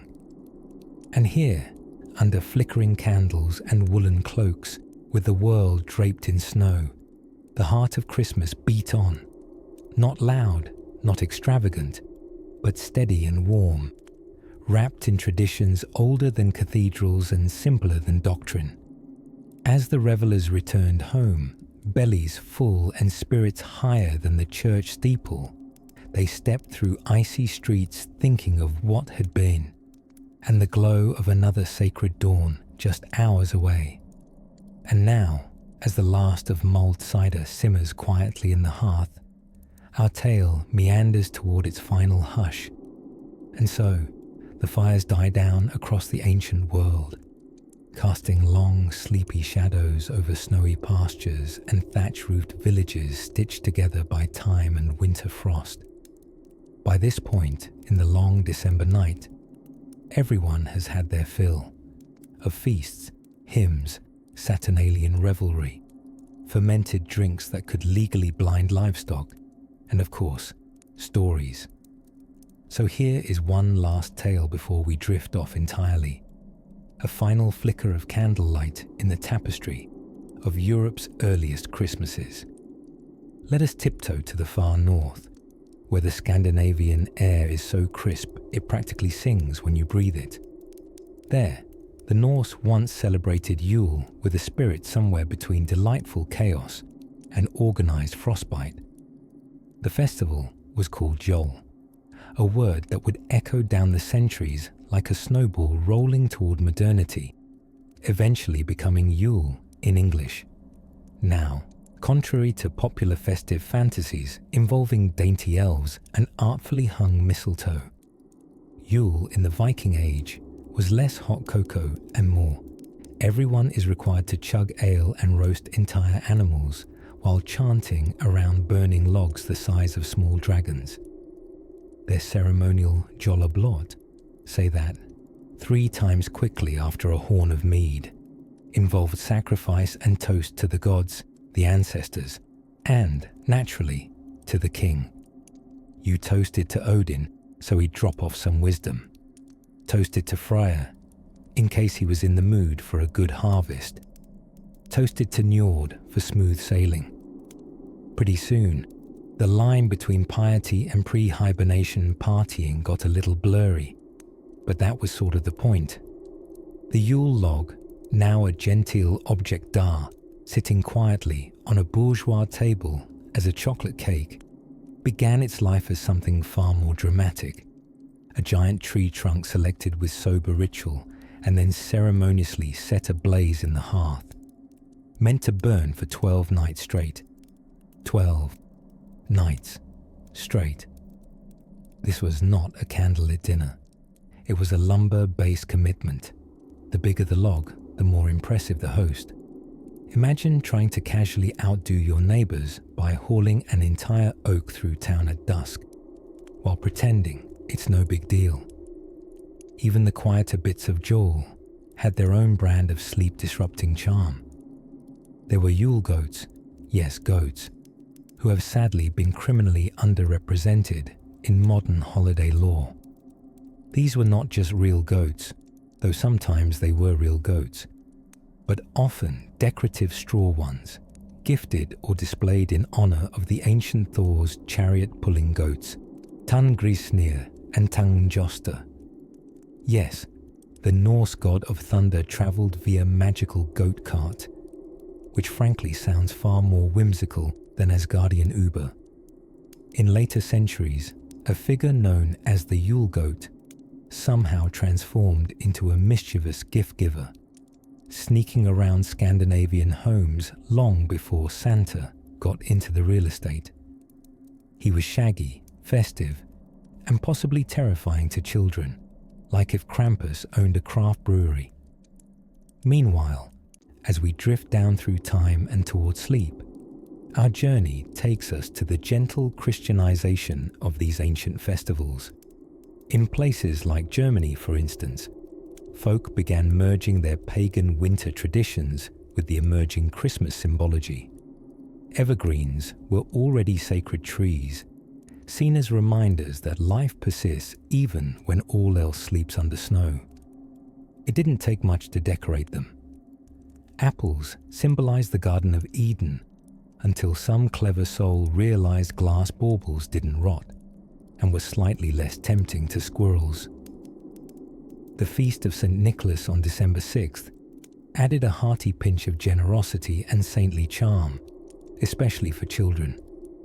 Combined with midwinter merriment, what emerged was a holiday that wore many layers, much like any peasant in January, and reflected a quilt of old beliefs stitched into new cloth. By the early Middle Ages, you'd have villages with 1 foot in solstice firelight, 1 in Bethlehem's stable, bells ringing beside the echo of ancestral horns, wild boars roasted on spits in homage both to Freyr and to Christian feasting tradition, and in every corner sleepy-eyed celebrants who weren't entirely sure which god they were toasting anymore. But hey, the bread was warm. And so it is that Christmas, as Europe slowly invented it, became a patchwork of old joys and newer ones, of sacred mysteries and hearty laughs, mixed together like ingredients in the great pudding of time. The nights were dark, so humanity lit them. The winters were cold, so gatherings were long and noisy and full of stories, some even true. Now, gentle dreamer, as the final echoes of those ancient midwinter songs fade into the snowy distance, and the hearth embers sigh their last sleepy glow, it's time for your own Yule, your private celebration of warmth beneath blankets, a sacrificial offering of cares to the great god of pillows. Let the night keep watch as you rest, wrapped in the remnants of revelry, and may your dreams be as oddly decorated as the first Christmas trees. Sleep well.